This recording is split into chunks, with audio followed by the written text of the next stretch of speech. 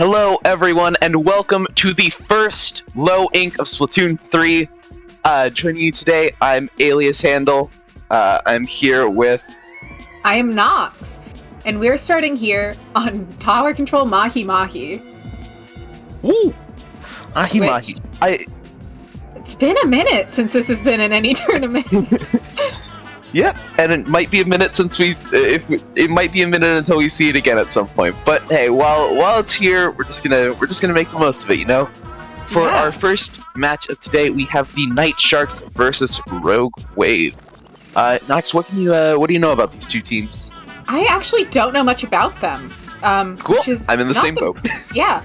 I also will say that even if you know a player from Splatoon 2, they might have completely changed weapon pools. It's a new game. Who knows what to expect. It'll also be really interesting to just see what people are choosing to run. Yep, I'm assuming that for every person that broke themselves out of Zap and Junior Jail, another one is going right back in due to having some very strong specials in this game, and in a completely different way than Splatoon 2. Yeah, they're not competing with each other in this game. They're just actually completely different playstyles. And I will say, as a former Junior main, that I think Junior's kit fits it way better in this game. I think that Big Bubbler fits what Junior wants to do so much more. Shoutouts to Koreki for posting one of the most insane stat lines I've ever seen in an Anarchy game on Junior, where I think like the rest of the team got like 6 kills in a KO match because Koreki stole all of them. As you should with Junior, to be fair. Juniors have earned the right. They have to deal with armor for 5 years. True! Absolutely true. While missiles are still here, armor is in the garbage. Right where it belongs. And missiles seem to be a little bit easier to deal with. Yeah, they seem weaker. There definitely were some changes made to them. I believe they track less now, which was a buff they gave them at a later point in 2, which seems to have been changed. And here we are getting into this match on Mahi Mahi TC in the first Low Ink of Splatoon 3. Oh, what? Hold up. I'm sorry, this is just a completely random tangent. There's a gal running, like, 3 mains of sub power up. You know, they want that wall, and they want it to last for so long. I will say, definitely some water hazards on this stage, just a little bit of water. Especially in DC. Gal's managing to get some picks here. And it's just some carnage going on the map. Yeah, and Tactical are coming out on the side of... I can't tell which team that is. I believe that was... the Night Sharks. So they're going to be able to push up quite a ways, and because I don't know if I saw any respawn Punisher, that Tactical is going to allow them to get right back in the fight in case one of them goes down. You can see right there. However, Rogue Wave finally going to retake control of the tower. Swagger popping off with the triple kill right there. Gets the quad. First quad of Splatoon 3 Low Ink. Yeah. And it could not have come at a better time. Rogue Wave sets themselves right back into the game as the water levels went down, I believe. And Rogue Wave has that Tacticooler at the ready, popping it already. Really going to be able to make a strong push out of this with that Crab and Tacticooler out as Night Squids are trying to make their way back in, but getting shut down by that Crab pretty heavily as the Splash is just back here causing chaos. The Night Sharks can't quite find a way to get back in, and especially with the Killer Whale coming out from that gal, it's just going to be that much harder. Specials coming online at just the right times to help support this Rogue Wave push. Tacticooler was popped on the side of Night Sharks, so the defense can be a little bit more fast and furious, and 2 go down on the side of Rogue Wave. So that will allow the Night Sharks to finally retake control of the tower. Only the Zap left on the side of Rogue Wave, and Night Sharks have retaken mid and maintained their lead going into the last 3 minutes of this game. A thing to note here is that with that big push from Night Sharks earlier in this game, the water level did drop, changing the layout of the map, a very unique feature to this map with the degree to which it happens. Yeah, that's another thing that I've liked a lot about Splatoon 3. It seems like a lot of the maps that have layout changes based off of some arbitrary feature got switched to either based off of objective or Wahoo is still on a timer, which I have mixed emotions about. On a timer. It's Wahoo. It's Wahoo. And they have made it through that checkpoint, which means that any further pushes they'll get will become way, way easier. The crab is still out here. It does go down to that Splattershot Pro. Splattershot Pro having a very interesting hit in this game with a brand new sub-weapon of Line Marker, which does 35 damage if it directs and creates a line across the map that marks opponents. Yeah. And also a crab of its own. You gotta love crab. Yeah. Shoutouts to Carcinization. That'd be my favorite evolutionary port. It's great. We also see that Rapid with Tri-Strike at the ready, finally popping it, applying a lot of pressure with it. It's a special brought back from Splatoon 1 with a mild twist. Lots of new things to go over. Exciting. We're just gonna try and cover them as they come up. For example, the crab tank, essentially like a pseudo baller replacement with sides of inkjet. Just it gives you a tank for a little bit. There's not much more to say about it. Two different modes of fire to be used to just absolutely rain havoc on your enemies, just like the Rogue Wave has done there. I will also say this: it seems like both teams are enjoying crab tank, at least running with one of them on each side. And that is Killer Whale coming out there for a second. That would be coming out from the 52 gal. It's a very good special for like forcing some local disbursement. It doesn't work like Stingray or Killer Whale in Splatoon 1 did. It focuses more on people around you. I think it works less well for overall the entire map, but it's so much better for close range combat, and it can probably apply so much chip in such a small area so efficiently. And it's very nice. Just like the defense coming out from the Nitrox right there, holding them to only having one player left alive and maintaining their very, very shaky lead right now, 6 points. Both teams do still have to push through the checkpoint, so right now that will favor Night Sharks a little bit if they can manage to hold this, because the tower is going to be stopped and easier to defend against. But Rogue Wave does have their tactical online. They do have some specials coming out, being forced to back off a little bit as Zap goes down. I don't actually know if they got the and it's just the dually Zap. And then the Zap is on respawn. There's only 5 seconds for them to get into mid and try and make a hero play happen, but they're not going to quite be able to make it happen as that Tri-Strike comes out and just gets the tower. I guess you can use it like a Booyah Bomb in that way, where, yeah, if they're on the tower and the strike is out, they're gonna go down to it. Yeah, the triple Ink Strike just seems to be such a very potent special for maps like Tower Control and Rainmaker, where you need to push through this one choke, and it just immediately becomes a little bit harder. Very strong on zones too, just because of the amount of paint pressure it applies. It can create really great openings for teammates to move through, in my experience, when I've messed with it some. Oh, absolutely. Especially on Mahi Mahi. Yes. Because of how small the map is. It's a small map, but I don't expect to see any bows come out today because it is such a complicated weapon and there has not been a lot of time to learn it. But I will say maybe a reflex or two.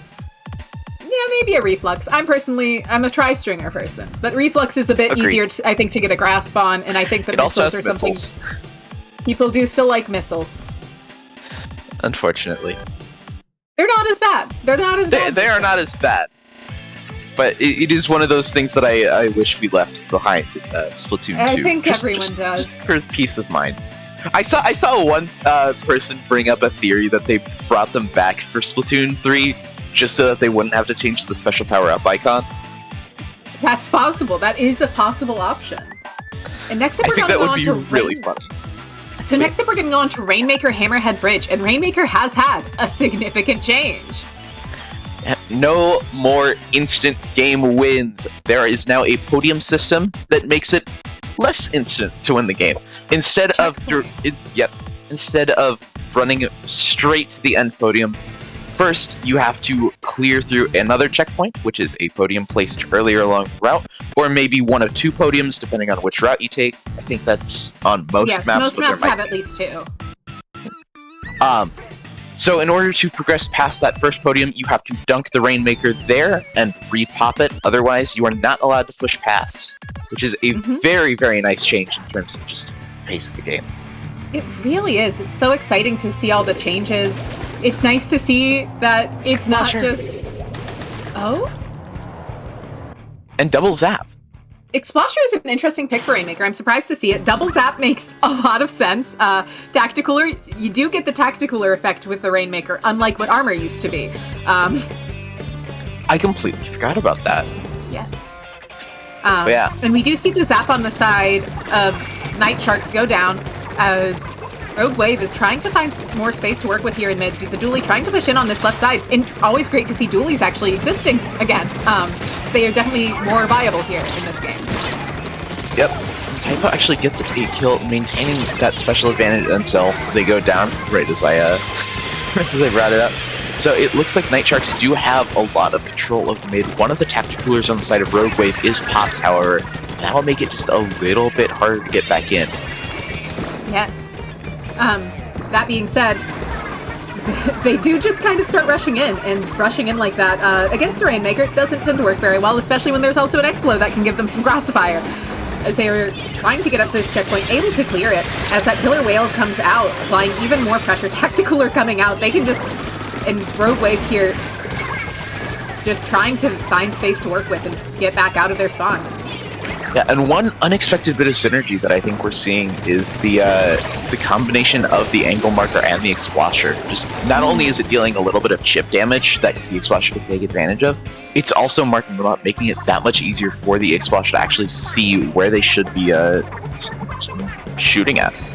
Yeah, absolutely. And we are seeing another Zap with that Tacticooler online, probably getting ready to pop it as that boost is probably about to run out, and can't not have Tacticooler.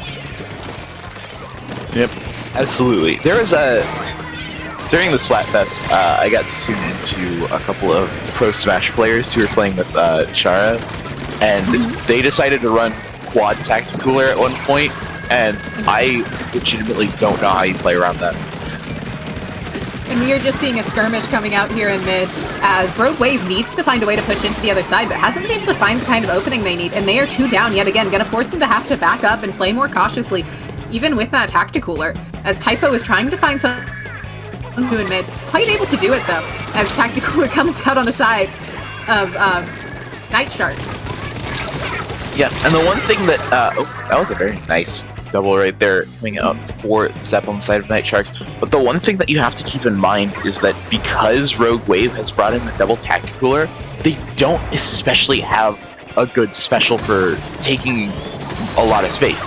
You have the Killer Whale and you have the Crab Tank, but those are both relatively high variant specials, and you don't have something like the Trizuka or the Triple Ink Strike or even like the Ink Back to help push into mid to try and recapture it. And because of that, Night Sharks have been able to just keep pushing up and holding their mid advantage even after they go down. Absolutely. I do think Ink Back is a little bit of an underrated special right now. I think it's stronger than people are giving it credit for. I think it's just absolutely broken. Yeah, that would be my opinion. Yep. And we are seeing this Explo here applying a ton of pressure, looking to get some chip damage in, looking to get some picks, as they do go down to that something. I couldn't quite see what. Yeah, I believe it was one of the Zaps. Yeah. And the Zap managing to also get a pick on that Rainmaker. It is just the Expo left there in spawn, so they should be able to at least get a few points on the board here, hopefully clear that first checkpoint, taking advantage of those Tacticoolers and the extra movement speed they get from it. Yeah, Explosion trying its best to prevent that checkpoint from being cleared, but it will fall nonetheless. And so that another means Tacticooler out there ready. so that means that Rogue Wave will have that checkpoint down. That's exactly what they need in order to try and start pushing up. They also have mid control. The trade doesn't especially go in their favor right now. It does, because they have Tacticooler, so they respawn in a second. They do. I completely forgot about Tacticooler. You can't forget about Tacticooler. As they are just realizing that they can just kind of rush in here, try and get the picks they need. And obviously it's better to not trade it and actually get the picks. But there are less consequences when they do trade things like that. If the Gal gets a trade like that, it's not the end of the world. Yeah. That being said, it does reduce the control of mid just a little bit. And especially when you're trading the Pro for the Gal. I'd argue that Gal special being online is way more important on the side of Rogue Wave than it is on the side of Night Sharks. They had just popped their special, to be fair. They had just used the Killer Whale. Oh, well, again, I completely missed something. And we are seeing just the final few fights coming out here as Rogue Wave tries to make it further in, but is going to have a really hard time against the amount of chip damage that comp is putting out. and just the constant pressure being put upon the Rainmaker right there by the side of Night Sharks. They do get a little bit iffy with the man disadvantage, but they will be able to take game 2 nonetheless, and the Night Sharks go up 2-0. Yes. That being said, for anyone who might be happening to tune into Low Ink for the first time, Low Ink is a Swiss format play all 3, so they will be going on to game 3 here, even though Night Sharks has won the set. Yep. So for game 3, check Clam Blitz on Scorch Gorge. It's a very interesting. Excited to see how this goes. Yeah. What are your thoughts on Scorch Gorge so far? I am a big fan of Scorch Gorge. I think it's a really interesting map.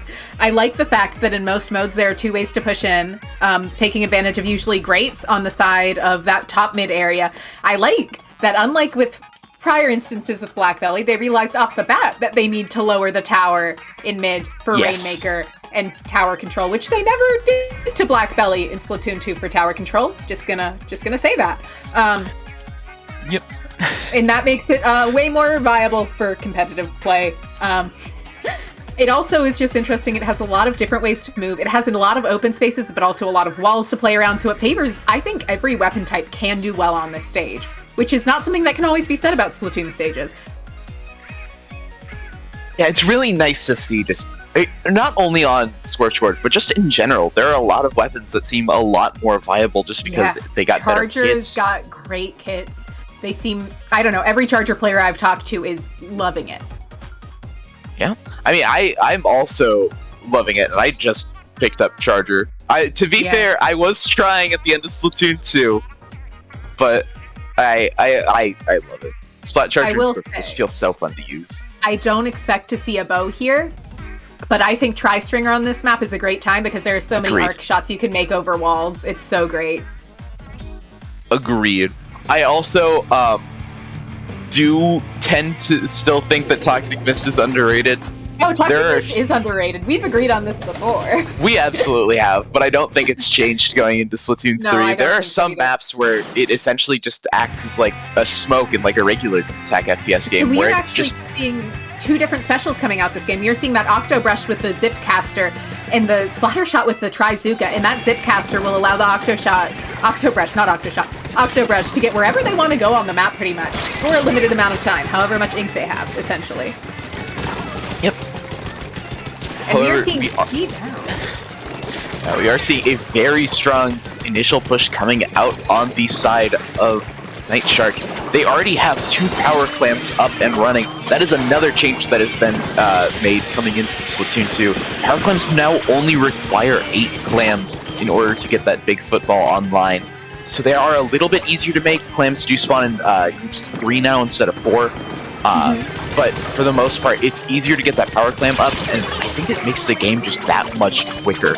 Yes. As we can see, you can see right now, is the Night Sharks only need another 5 clams. The points have not changed coming in from Splatoon 3. Just 2 more needed to KO this game, but they need to find them, and it seems like they have. There are 3 clams coming in here. Are they going to be able to get them in? They are. And that is a 100-0 push. A very quick game 3 coming out from Night Sharks as they take the set 3-0. Still a valiant effort on the side of the Rogue Waves, but ultimately the Night Sharks, a very dominant game 3 after a couple of very contested games 1 and 2. Yes.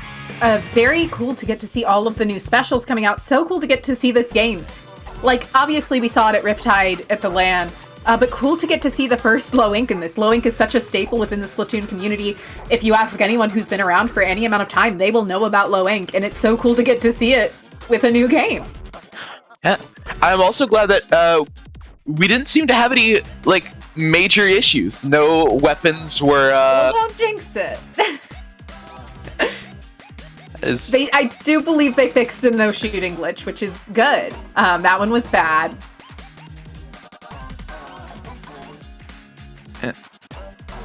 Anyways, we are going to be taking, I believe, just a small break for our next set. Not sure if we're staying with you or just cutting back to a splash screen. But either way, For a first like Splatoon 3 set in low ink, that was a great pretty set.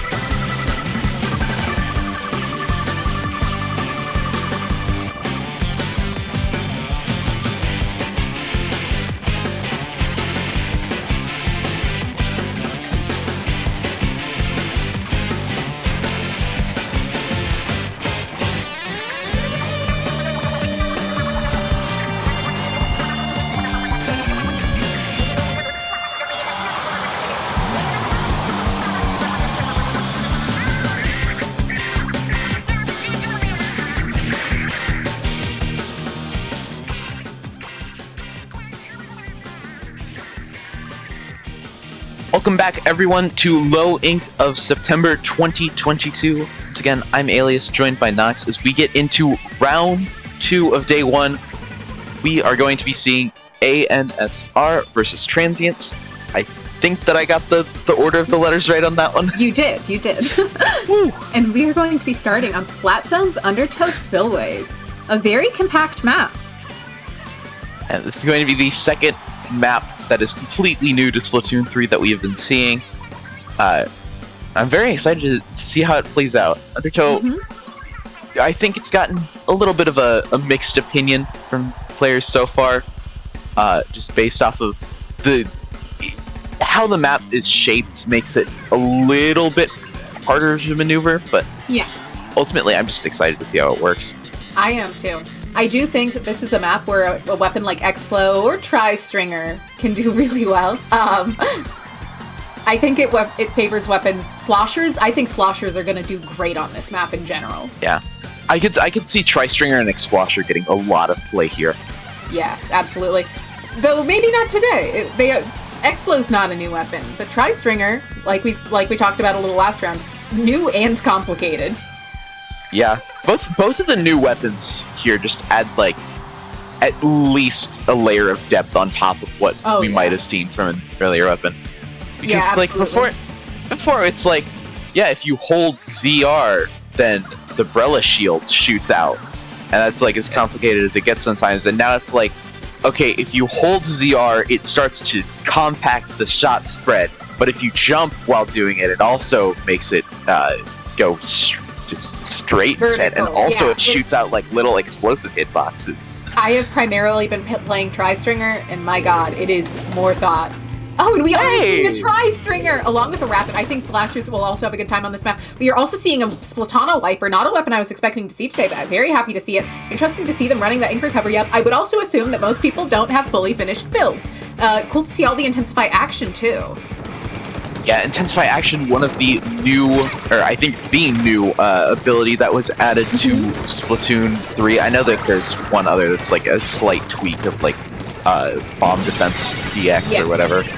I believe it has the same effects as Bomb Defense DX, so it's not that bad. Yeah. But Intensify Action going to be used to do two things. The lesser effect is it makes doing squid searches and squid rolls a little bit easier, which right now isn't going to have the most effect, but what will have a significant effect is the reduced jump RNG, which is a side effect of the Intensify Action that was discovered fairly early on and has made the lives of Blaster players much more enjoyable ever since. And we are seeing Transience having applied a lot of pressure here, able to get a really good push started, although there is a vacuum coming out from that jet, along with a Tri-Strike from the Slosher, as the bow is trying to do a fall-off shot here on this back. Not quite able to get it, though. Back is a special that both of us feel is a bit underrated at the moment. Yep, I think we used a little bit stronger terms than underrated, but suffice it to say, it seems to be a very good special so far. And I'm glad that we are getting to see it out. There's another vac out again. Yes. And we are seeing that bow moving up onto that snipe area, trying to play it a little safe here. Zap trying to rush down this Jet Sculpture, not quite able to find the pick, although Transience does still have the lead here, as the Jet Sculpture is moving in on this left area, taking a very aggressive position. Cool to see from a Jet Sculpture, although they do go down, thanks in part to another Tacticooler coming out. Tacticooler already showing itself to be one of the stronger specials in terms of the competitive meta so far. We saw it a lot last series. Only one team running it this series, but still proving itself to be very strong. I'm also glad that we're seeing a Hydra. I know we didn't touch on it that much earlier, but I think especially with the Hydra's new kit and just more players opting to run it due to the increased prevalence of backlines, I think Hydra is definitely going to have a place for itself in the meta due to having a special that actually like helps take advantage of the space that it can provide. Tri-Stringer managing to get a pick there as they're trying to move in again. Not quite able to get quite where they need to be yet, though they have managed to neutral the zone. Tri-Stringer applying a ton of pressure, trying to create an opening for this water shot. Not quite able to. as they're forced to back off from that slosher, using that whale to try and get them out of there, able to do it as the hammer comes out, forced to be thrown, which is currently Hammer's main use from the Splatalot there. Yeah. And just like that, we are seeing the lead shifted only by 1 point, though. So definitely room for either improvement or the lead to be taken right back. It's looking like we are going to be seeing. Tactical are coming out from that zap again. The Splatalot trying to push into mid against this bow, able to take them out as they are just running around, taking advantage of the good movement speed they have. Looks like they are trying to get the zap. Zap probably going to be able to take them here, just because it's a really awkward position, but I am wrong. The Splatalot has that under control. Rapid trying to get the pick. The bow able to take them out, taking advantage of those explosive shots in area of damage. Yeah. Splatalot, it's another odd weapon. The other new weapon type that was added to Splatoon 3. It seems like it has the potential to be pretty good, but again, people haven't had a lot of time to work on it yet. Yes, absolutely. And we are seeing a Trizuka at the ready here from the Splatalot, although they are choosing to back off from that slosher rather than pop it right away, which is smart because none of their teammates have specials ready. They do manage to take out the Splatalot. They might try and choose to move in with this as the Ink Strike, Trizuka comes out. Ooh, gotta find the words. Yeah, and ANSR trying their best to take control of the zone, down 6 points. In fact, going to be popped and successfully maneuvered around. Got a little bit dicey at the end, but ANSR finally just a shutdown. Yes, that 2v1ing the Inkvac does seem to be the move. It doesn't seem like you're able to do much about them if you try and approach them one-on-one. And you're seeing Splatalot. Oh, you go. I was just saying that Transience finally managed to retake control of the zone for a little bit, applying those penalty points to ANSR as the Inkvac tries to get popped. It unfortunately will come a little bit too late as Transience is able to take game 1. Definitely a very interesting map. I wouldn't have expected to see a Hydra come out on it, typically, just because I thought when I've tried to play heavy on it, I found Splatlings to be a little bit rougher on it than a lot of the other maps. But if they find Hydra comfy here, I love that for them. Yeah. One last thing that's just completely off topic about the victory animations. I really love the table turf one. The table turf one is so powerful. It's so good. It is. It really is. So many things. Like, there are just lots of little... This game just feels so alive. It does. That's one of the things that I really like about it compared to Splatoon 3 or Splatoon 2. Like, yes, absolutely. Despite all the the random quirks that we might have to deal with, there's just so much thought put into the game as a whole instead of just the competitive aspects of it. Yes. Like, the sound is the... It just feels so alive. Like, the music is so good. I love the new city that we actually get to explore instead of just being limited to, like, 5 buildings. Yes. Salmon Run being open 24/7 is also really nice. And the new maps are relatively solid, even in just terms of turf. I am enjoying them a lot right now, yeah. And we are going, on the note of new maps, to Tower Control Hagglefish Market. Yeah. I've seen a lot of people argue that this is probably, like, the best map right now, just in terms of viability. Or at the very least, it's the best map in terms of, like, new Splatoon 3 maps. I can see where they're coming from. I think Scorch Gorge is pretty solid. I think all of the new maps genuinely are pretty good. Yeah. I think some of them might favor different weapon types more, but I think that's kind of good in a way. It forces people to play out of their comfort zone. It forces people to maybe have to learn some new stuff. Yeah, that's very fair. I personally am not the biggest fan of Undertow, just because I feel like it's a bit too constrictive. But that's fair. It is definitely a narrow passageway. Yeah. Even more so than Hammerhead, which I didn't think was going to happen. Hammerhead, I feel like the mid is just way too open. It is a bit open. Like, on some maps, it's just really hard to contest it. Or on some modes. But either way, we are on Hagglefish, not Hammerhead. Saw Hammerhead last round. It's our turn to see Hagglefish now, as we see the Splatoon come out yet again on the side of ANSR. Meanwhile, the Tri-Stringer still being used. And we're going to be seeing our first taste of both the Ballpoint and the Nautilus in Splatoon 3 in Low Ink. Ballpoint kit involving Fizzy Bomb, one of the strongest specials. I don't think anyone's ever argued that it's not a ridiculously strong special. And having that inkjet, which is reminiscent of its vanilla kit in S2. Yeah, I think a lot of weapons that got Fizzy Bombs very quickly saw like a resurgence. Obviously, you have Sloshing Machine, which has been tearing things up. But even things like the Arrow Spray now has like a certain ranged niche that it just didn't have into. And the Ballpoint being just a powerful threat to deal with in the back. Fizzy just makes weapons significantly better.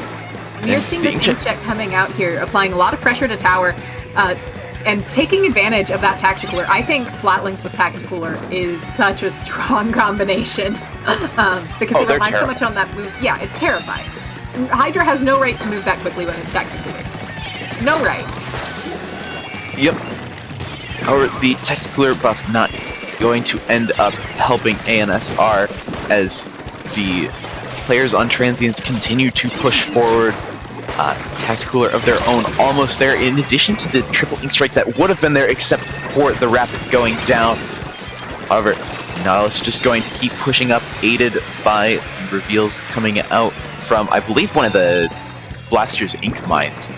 And Transience just looking to take this second checkpoint, and they do right before their player goes down. And we are seeing Nomad trying to make something happen on that tower, not quite able to, as Cheddar over here is trying to move up with that Nautilus, looking to get a pick.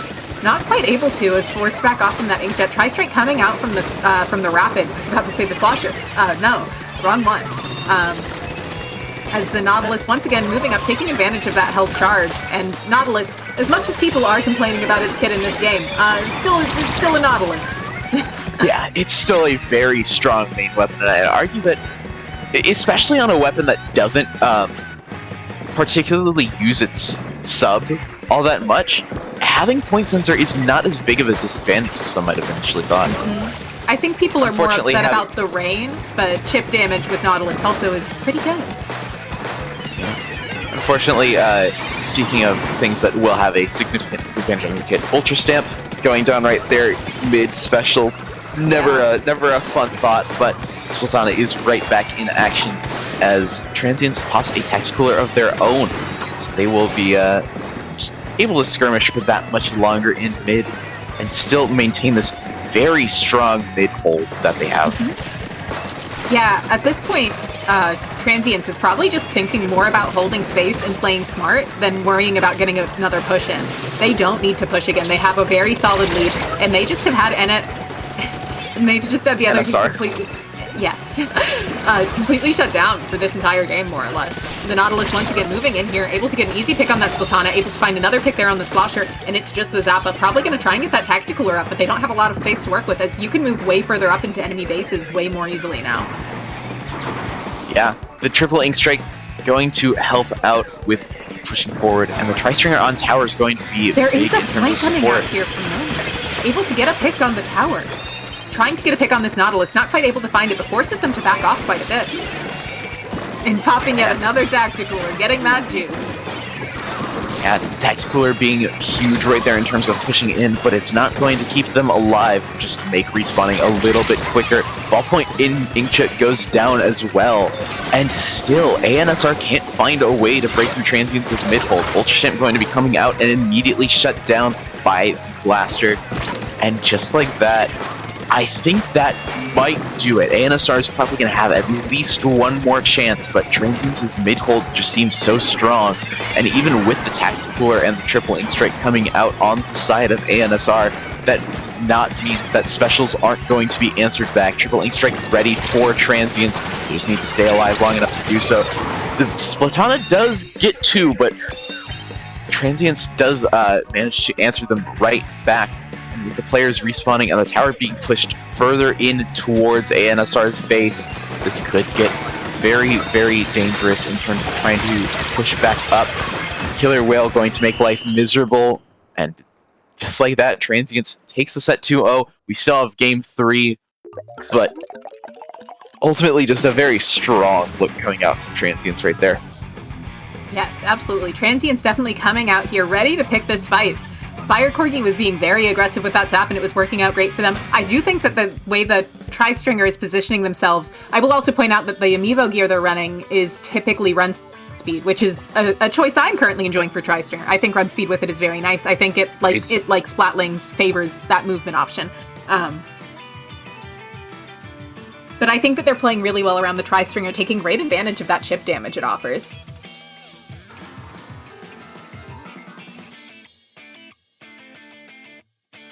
And next up, we're going to go on to Rainmaker Museum de Alfonsino, another returning map from Splat 1. Yeah. So, the game's been out for a while. This is one of the stages that I just have not gotten. Like, I have not played on Museum. I've also only played one game on Mincemeat, and it was a very, very quick game. I have played a decent bit on all of the maps at this point. I think Museum is very fun. I think that if we're going to see a Charger come out, this will be the map for it. I think Bo can still do fine here, but there's a reason E-Leader was run on it so often in Splatoon 1, even when it was no long. Well, it was never not a great pick in Splatoon 1. But it's just such a long map that E-Leader especially does really, really well on it.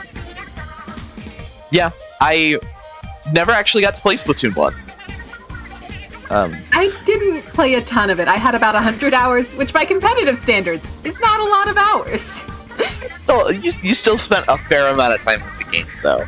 Yes, I did. I have seen a lot of posts and just general talk about Splatoon 1, especially with Splatoon 3 coming out and it being compared a lot to Splatoon 1, just in terms of just certain design elements. Mm-hmm. I do know some of the old meta, which just I do not understand how that was allowed to exist. And I'm glad we don't have to do it. Balancing the shooter. Yeah, that's fair. It takes time to learn how to do. Splatoon 1 was their first ever go at it ever at all. Yeah. Anyways, we're going to be hopping right back into Nintendo's competitive shooter for Game 3 here. Still going to be seeing that Tri-Stringer coming out on the side of Transience. And we're actually going to be seeing it answered by ANSR as well. And we are also seeing a Tetra come out, which I'm excited about. Yeah. I would like to point out, Shiki was on the Splatana wiper before. Yes. And they have... Shiki is learning those new weapons and doing everything they can with them. Yeah. Honestly, way more power to them. It's just a very odd shift in playstyle. That it's definitely possible, but it just takes a little bit to actually, recognize. Mm-hmm. Figure out how to make it work to your advantage.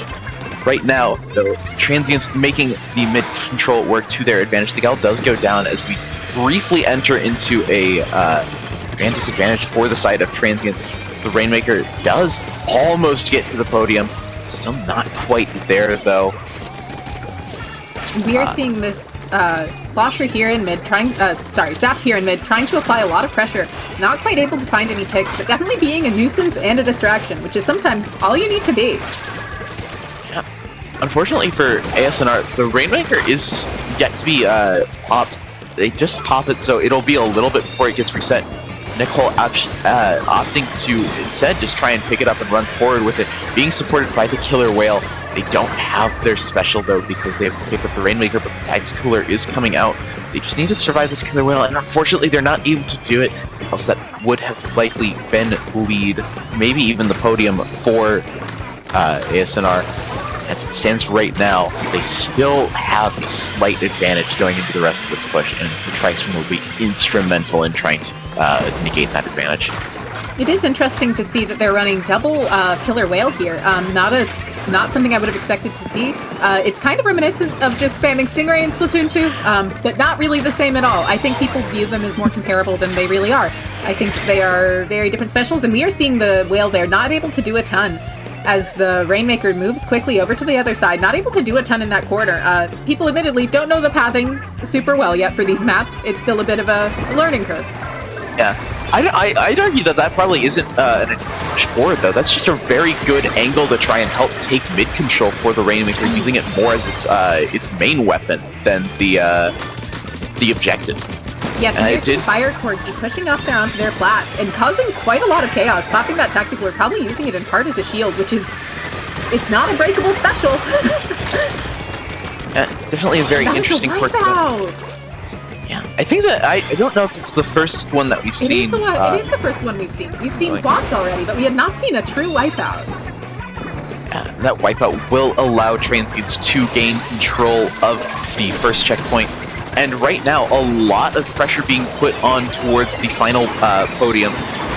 However, the Rainmaker is being forced to back up. That super jump in likely going to end in disaster. Not quite, but the double coming out from the Rainmaker actually makes us significantly more manageable. Just relies on Cheezer actually winning this 1v1. Another wipeout comes out on the side of Transience. Rainmaker quickly being picked up yet again. Cole going down on the Tetras. Unfortunately, it doesn't look like this push is going to go quite as far as I'm sure ANSR, as Transience would have liked. Instead, Rainmaker being backed up a ways, as they're just trying to stay alive as Transience slowly loses its members. Yeah, absolutely. It was interesting to see how much pressure the Tetra was able to apply there to that Rainmaker. They really did stop that Rainmaker from moving forward and shove them all the way back onto the other side of the plat, allowing their team a lot more safety, even with that next wipeout that they had. Cheeky on this Tri-Stringer, just helping to apply so much chip pressure towards where the Rainmaker is. It will be able to reset, and currently ANSR, just entering into a slight man advantage. They will have control of mid. The Rainmaker is being picked up instead of truly allowing it to reset. It does not matter though, as ANSR slowly starting to push forward, currently in a 2v4 situation. Nomad going to push forward. Able to get that checkpoint, able to escape the whale for a little bit longer. They are still in this fight though. They managed to get the trade, but they really don't want trades here. They really want to get true picks. The Tri-Stringer trying to set up jumps in mid, able to get them, but not able. But this is going to be a hard time to try and push, but they only need a few points, as Transient's able to grab the Rainmaker and is just running it back to their base for their lives. And that will do it. Yet another 3-0 on the stream for Low Ink, as Transience takes it 3-0 over ANSR in Group B. I believe that might put them at the actually, I don't know where they are. Oh, that'll bring them to a 1-1 set count. Thanks.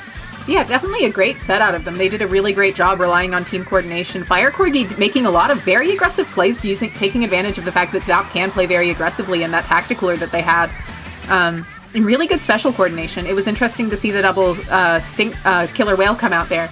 But on that map, I think it makes a lot of sense because the areas you're trying to push through are so narrow and linear, which is a way that it does resemble Stingray, admittedly. So, again, another great set. No glaring issues. The patch that we got yesterday seems to have helped a lot with that. Yes. If I could stop getting pinged in this one server, that would be great. But I believe we are going to cut to another quick break as we wait for some of these sets to finish up. I think we're on a little bit better pace, so this break should hopefully be a little bit shorter than the last one, but you'll see y'all in just a bit.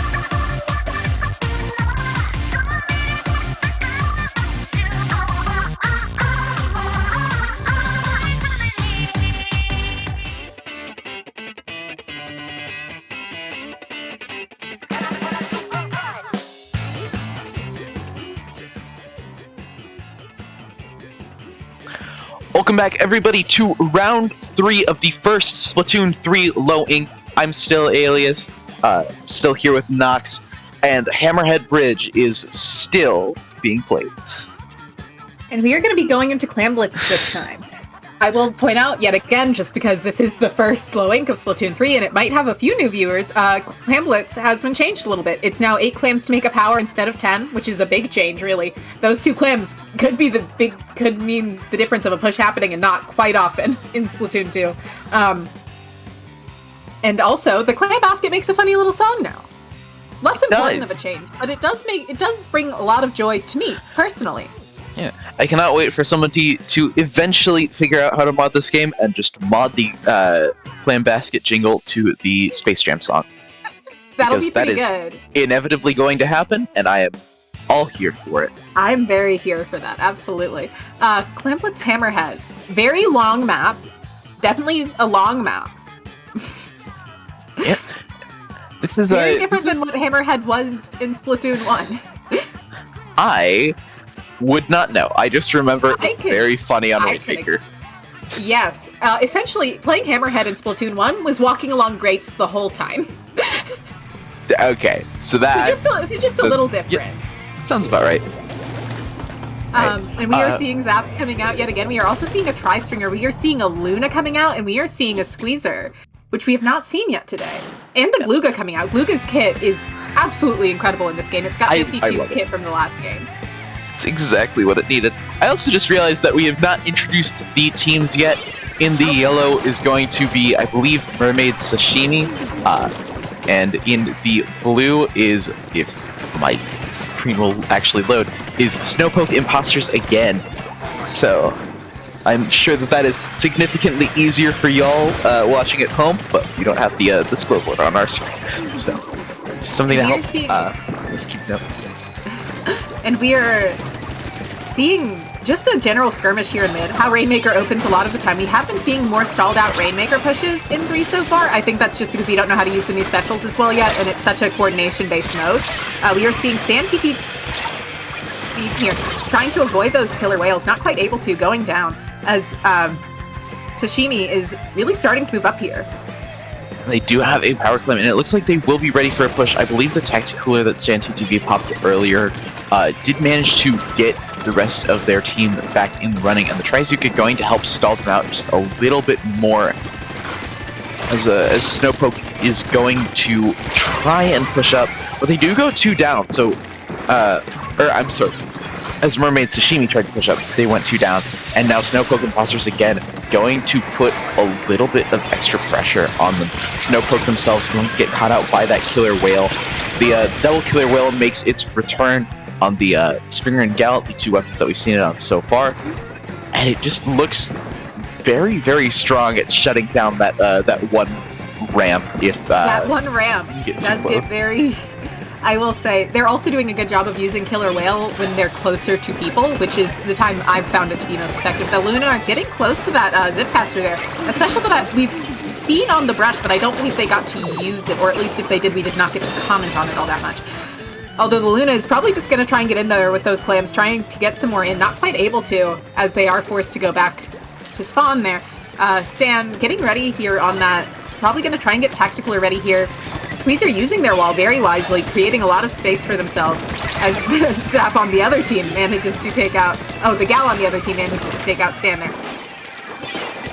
And just like that, Mermaid Sashimi with the player advantage, trying to push in. They do have a power climb at the ready, but this wall on this ramp stalling them out yet again. Killer Whale being popped to try and make a little bit of extra space, as it does look like Mermaid Sashimi has gotten in. They do manage to take the lead, throwing in a lot of extra clams. No more on deck quite yet. So this might be where Snowpoke is able to shut down the push, and indeed it is just the Nautilus, and they are going to jump back to safety. Really great pick on the Gluga there from the Nautilus right before they jump out, and a good decision to jump out right after getting that pick, because they would have gone down otherwise. That was 3 people coming towards them.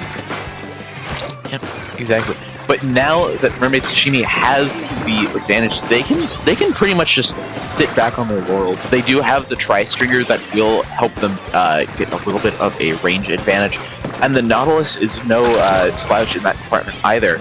So right now, it's going to be very hard for Snowpoke to actually push in. They are going to have the Booyah Bomb to help do so. Tacticular helps, Trizuka helps. Zipcaster could be used to eventually get a pick on that Tri-Stringer, but it seems like Snowpoke is just going to be held back yet again. 2 Power Cleanses at the ready, but they're not able to take advantage of either of them. Yeah, stand here with that Tacticular at the ready, popping it, not quite able to grab it, it doesn't seem. There they go. Now they get to say refreshing, as is so important to do in Splatoon 3. Yep. One thing that I didn't realize about the Tacticular for the first few maps that I played with it is you actually have to be in kid form to grab it. Yes. Which makes logical sense. But it's rare that Splatoon makes you obey logic. True. We are playing a game where Squids and Octolings just shoot their own ink out in a paintball game. Yeah, we don't question how it works. Trizuka coming out, managing to get a pick with it, applying a lot of pressure to mid there, forcing people to scatter as the Luna's moving in, trying to find a pick, not quite able to, forced to back off by about 1 million point sensors. That seems, yeah, about 1 million from that Nautilus. Yeah, the Nautilus actually using its kit to the full extent right there. I know earlier with the Nautilus on screen we talked about how the point sensor made a few people somewhat upset at the Nautilus's kit, but ultimately it seems like Mermaid Sashimi is getting great use out of the point sensor on the Nautilus, and they are just continuing to hold down this mid control, and that will be game 1 going to the side of Mermaid Sashimi. I do wish we were getting to see a little bit more out of the Zipcaster there. I think it is such a cool special that I think it's just really hard to take full advantage of. Yep, that's the problem that I've ran into with a lot of it. It's you have to be very, very precise with your shots, which makes Luna probably the best weapon that we've seen so far with it. Just because Splatana and Octobrush usually need to take multiple shots. Carbon can probably get away with it as well. Probably. I will say, I think if they had left it on Splash, like we saw, I definitely was one of the people that looked through the trailers and broke it down way too much. Just too much. Yeah. Splash in one of the trailers, Splash is already Splash had it. Yeah, it would have been crazy on Splash. I'm glad they did not give it to Splash. Yep. I like that. I like the direction that we see in specials. Like, it seems like the specials are being used a lot more for balance. Like, the Tetras get like a slight panic option. Yeah, they get a slight panic option in the form of the Reslider, and that immediately unhandicaps them from their old kit where they had Splashdown, and now they're seeing a lot more play. I think any weapon that I will say, I think Undercover has gotten so much better than it was in 2. And look, it's still Undercover. It's still gonna have its problems. You're still gonna need like a specific person and a specific team to make it work. But I think Ink Mines with it has always been solid, and it with Reef Slider is funny. Very funny. Probably not the kit I would have given it, but I can definitely see it. I can definitely see its merits. Yes.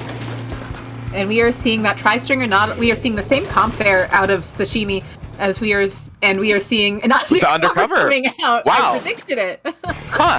Why does this always happen with us? It's, we're just very powerful. Yeah.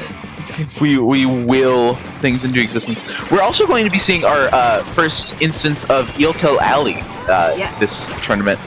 A map that I'm very fond of, and it's great. I will say that the Tri-Stringer is going to have a good time here. This is a great Tri-Stringer map. Absolutely.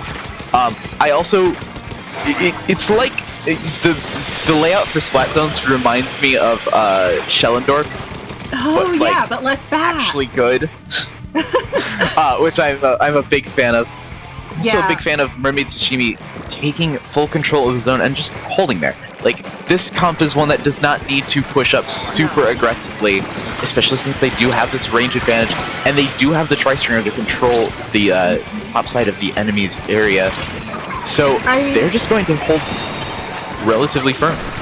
I will say that I do wish that they were playing around chip a little bit more here. Like, don't get me wrong, shooters in Nautilus will enjoy the Tri-Stringer chip damage, but like, I think you could make such a funny chip comp with Tri-Stringer. I think you can just do some... I don't know. I think we're going to see some really interesting comps coming up soon. As people get more comfortable with the game and more familiar with it. One of my friends' teams was experimenting with like Tri-Stringer Dynamo Luna Zap. Ooh. And that was... That sounds seems vicious. like it would be terrifying. Yeah. And we're seeing... Yeah, Snowpoke managing to get in here, able to actually get the lead while we were a little distracted. Snowpoke able to find great picks, that undercover applying a lot of space pressure, able to eat a lot of the Tri-Stringer shots, to be fair, which kind of neutralizes it a good bit. Although Whale does look at undercover and go, that's a good joke. You have a shield? No, you don't. And the Poe managing to take out 2 there, although Stan managing to get another 2 down. And this is really incredible play coming out here. Yeah, and it's important to note that during that whole skirmish, Mermaid Sashimi did manage to neutralize the zone, but they didn't manage to take control of it. So once Snowpoke Imposters got Stan and Snowpoke behind them, behind Mermaid Sashimi, and able to take out the Tri-Stringer and a few other players, there were no penalty points stopping them. And Snowpoke Imposters have tied up the set at 1-1 for our Game 3. Yeah, which is always exciting. I love to see a Game 3 that's super significant. Don't get me wrong, every Game 3 of Swiss is always significant because it can change which bracket you end up in very significantly. Because Swiss is always an exciting time. I think it works really well for tournaments formatted like this. I think it's great for low-level teams. It gives them more experience and time to play, which is overall what you want from a low-level tournament.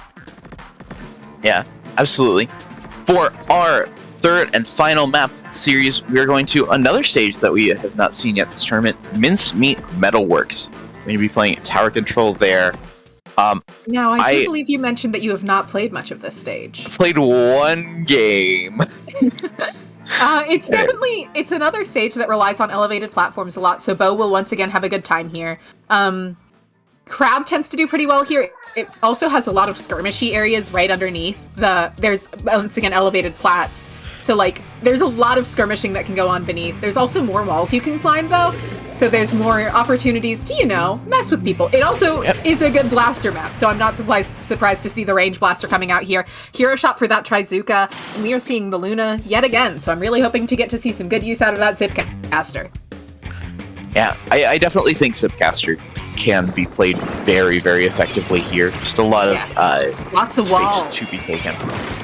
We also have the grates over the zones, which I'm curious to see which team is going to try and take advantage of, or not zones, sorry. The tower is on the grates. Mm-hmm. I'm curious to see which team is going to try and take advantage of the grates to just push forward past the tower.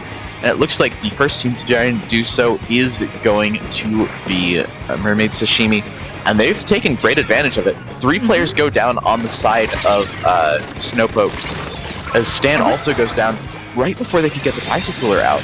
So that's going to be a point out how those bow shots were able to completely shut down them trying to get in through that left side. The bow was just going, hey, if you step here, I'm going to chip you, and their teammates were able to go in and play cleanup off of that as the Luna here is trying to push in on this tower. Yeah, double coming out from that suction bomb. I believe that was Stan that ended up throwing it. And the Tacticooler going to be popped, but I think it might have got broken by the tower. It does get broken by the tower, but that might have been on purpose to build another Tacticooler faster. Yeah, definitely like a very multi-layered special coming in there, which on one hand, it's very nice to see that. Like, I'm a sucker for just like quote-unquote hidden tech like that. Like, that kind of thing just makes me happy. On the other hand, in ranked it sucks because there are definitely people that just don't know it's a thing. Yes, absolutely. And Snowpoke getting some great hits there, taking full advantage of those Belugas, which do have that wonderful 2-shot kill when rolled. Awesome to see Belugas coming out, especially with how great their new kit is. That Luna does have Zipcast already, and they have not popped it yet. The Beluga's still up, able to apply a lot of pressure to that tower. Luna does go down, but the Beluga is still up here trying to skirmish. Doesn't look like they have enough ink for a wall, but they are going to throw out a Booyah, giving them enough ink for a wall, and giving them the survival pressure of Booyah. Able to get a pick with it, as they're now just trying to get away from that range blaster, but not quite able to. Yeah, the Squeezer also goes down on the side of Snowpoke, so that means that they are going to be at a slight player disadvantage for right now. Zap pushing in way ahead of it.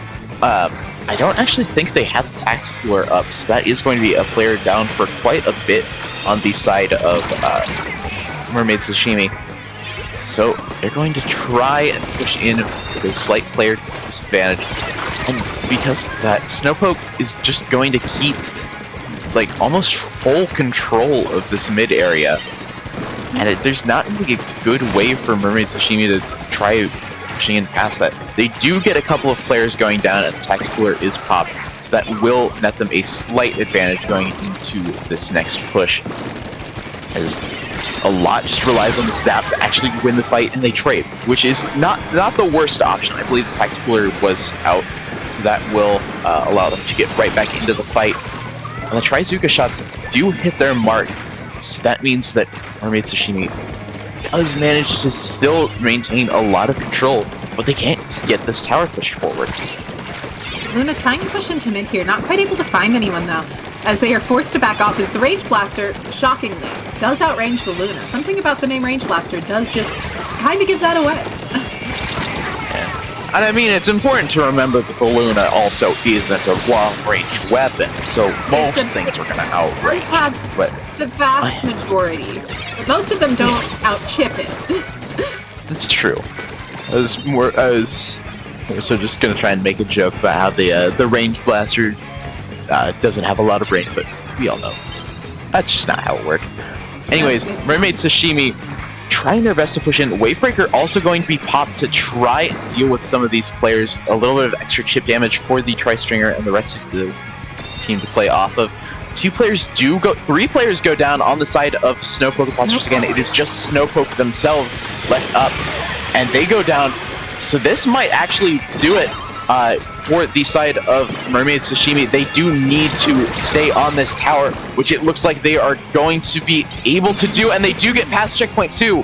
That is a huge advantage, and they're just going to try and push this lead a little bit further. Every point helping now, and just like that, Snowpoke Imposters again have one final push to take advantage of this. Booyah Bomb online. Tacticooler probably not far behind if Stan has been doing their job, but they do go down, so that's not going to be the Tacticooler. Range Blaster down, which is one of their key ways of getting people off the tower, although the bow is also really good at it, but this Booyah Bomb is going to apply a ton of pressure through that snipe area. But they might not be able to hold on to this, although the bow has gone down, Range Blaster has respawned. The Zap is rushing at them with that Tacticooler. Luna trying to get the pick, not quite able to, and the Zap manages to take the tower. And that is the set. Very well-played effort by Snowpoke Imposters, but Mermaid Sashimi is going to take the set 2-1. That was just a very well-played set overall. Yeah, absolutely. Beautifully played by both teams. Very back and forth. They've already gotten to level 98. You know, sometimes your only priority in life is getting the dab. Sometimes that's what matters most. Yeah, sleep. Who needs it? Eating. I'll feed. I just need the dab. Dab is love. Dab is life. Anyways, that is going to do it for the first block of Low Ink. We're going to cut to a quick break, and then we are going to be joined by two new commentators. We have DRF and Bowser going to be joining us for these next 3 rounds.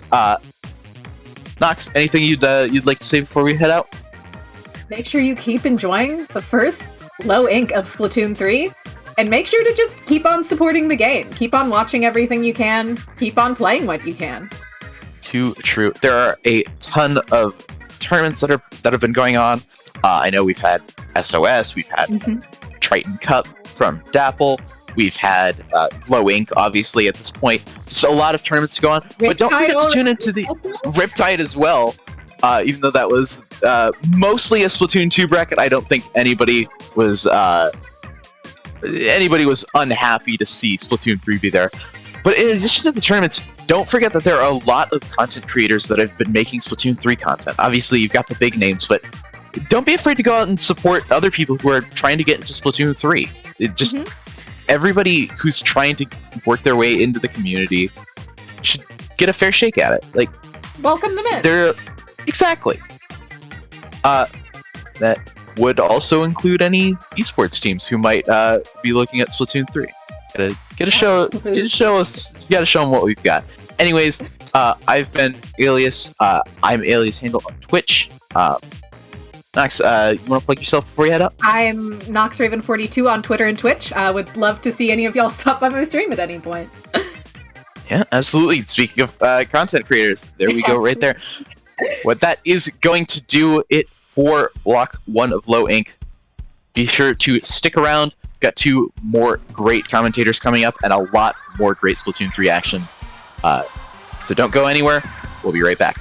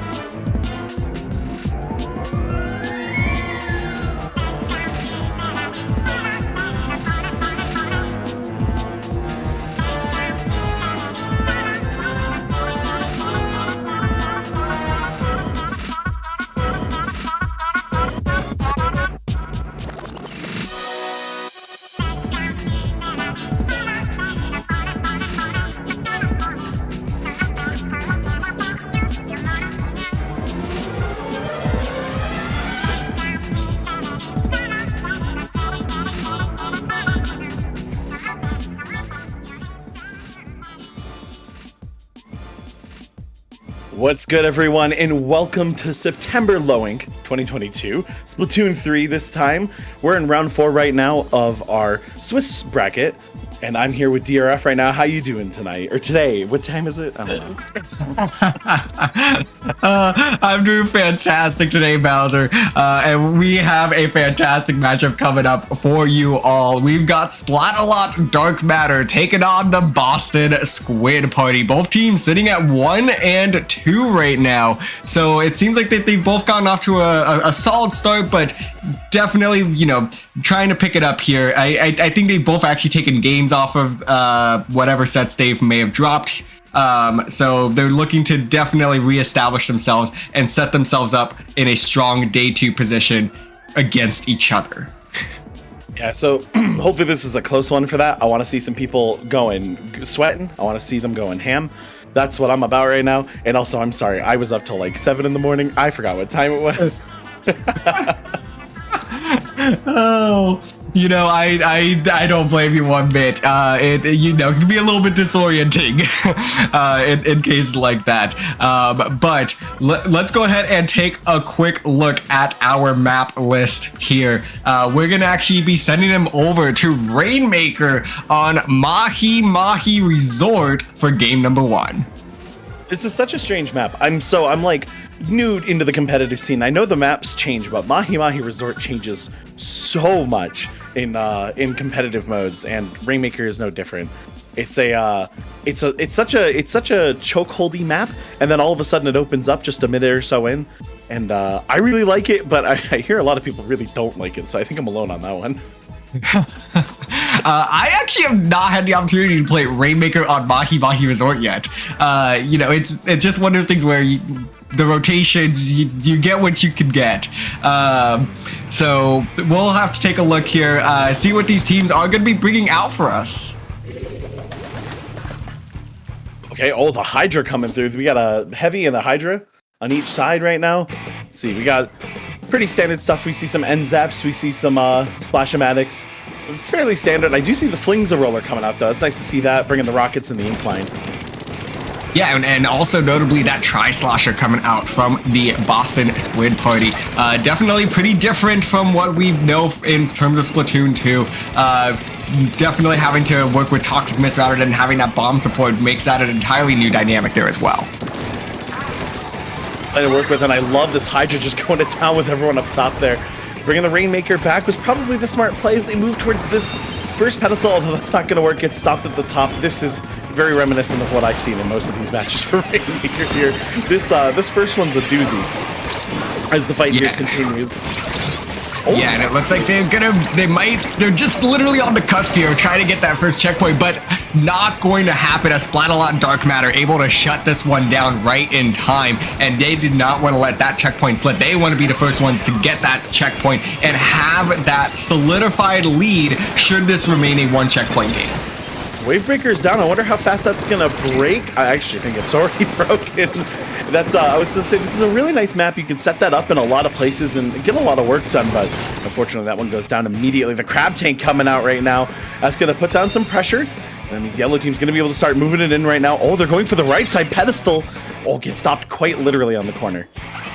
Ooh, yeah, that's a really tough pedestal to go for, it seems, because you have to have enough clearance in order to make that jump. So you really can't go alone there, and that's kind of what it seems like Dark Matter was doing, is they were kind of just going for a little bit of a Hail Mary play, and you just can't do that because that gap is such a vulnerable position to be in. You really need to have a clear way there. You need to set up some of your teammates to jump that gap first, but it's now going to be the Boston Squid Party that is going to respond back here, trying to take this left pedestal, slowly working their way up the ramp, approaching that first pedestal, and they are going to get that first checkpoint, solidifying them at that 55 points remaining.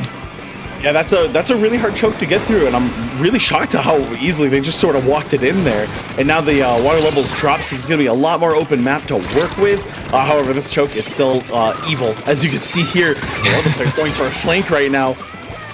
Whew, it looked like Boston Squid Party actually managed to pick up that Rainmaker and push it another 11 points, dropping that lead all the way to 44 points remaining, establishing further that they are in control of this game and in control of the numbers as well.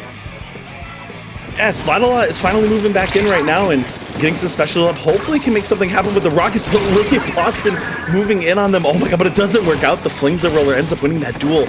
You can survive this ink chat. You're looking good. This is a nice way to reset it. So the Boston Squid does have control of the Rainmaker. Oh wait, no, they don't. Oh, sorry, I got confused by the icon. No, this is a great place to be sitting. The Booyah Bomb gets no one? Oh no, but they still get taken out by the Hydra. This is definitely the place you want to be, but you have to win some of these duels, and look at that. Boston's able to just move in and grab that Rainmaker. Yeah, they're going to try to just add on more points to where they had left off, and picking off that NZAP is a great start. This Hydra going to try to take on this Crab Tank, but it's not going to be any good. You can't do that against a Crab Tank, my friend. But they do get that all the way to 23 points remaining, further establishing this lead, and they're just going to be chipping away at it here. It looks like that now, though, with that 2-down situation, they do back up smartly, I think, in this situation. Let that Rainmaker reset, set up your defenses, but no, that's going to be 2 down on the side of Boston Squid Party, and this is going to be a fantastic opportunity for Splatalot Dark Matter to finally get this first checkpoint on the way, but the Inkjet is going to shut this one down. What a shot from Sherbert there, putting in so much work. I mean, that was the setup of the Sentry, right? Tactic Cooler was used, so people are going to respond pretty quickly, but that's going to allow Boston to just say, hey, no, you got to do it one more time, and can you do it one more time? Look at this aggressive play. Moves all the way up. Packets 2. What a play. Wow, and that, I love that aggression from Pat there, and going right up into the enemy spaces and saying, hey, you gotta start pushing up on us, because otherwise we're gonna keep this aggression up, and you're not gonna find any other opportunities. And that was just a good punish there. So now it is going to be Boston Squid Party that's kind of back in control here once again, and they're gonna push this Rainmaker just a little bit, but not really gonna get anywhere. And now there's gonna be a 1v1 situation where that's gonna be Rona. It's gonna able to get 2 down before going down themselves, and that is a fantastic trade there. I think Boston Squid Party will 100% take that with 3 seconds to go. It looks like Splatalot Dark Matter is not going to get an opportunity to even pop this Rainmaker, and Boston Squid Party takes game number 1. That pick was essential. It completely stopped the play from even starting. The yellow team had to completely back off, and Boston just lived very well. Like they held on super well. When you lose a player like that too, like around the back line, I thought that was like, oh, they're gonna get checkpoint, like they're gonna be able to at least move up and try for it. But no, Splatalot wasn't able to do that at all, unfortunately. And wow, what a good game. Boston putting in the work right there, saying, no, we want this score. We want to look pretty for tomorrow, and I like that.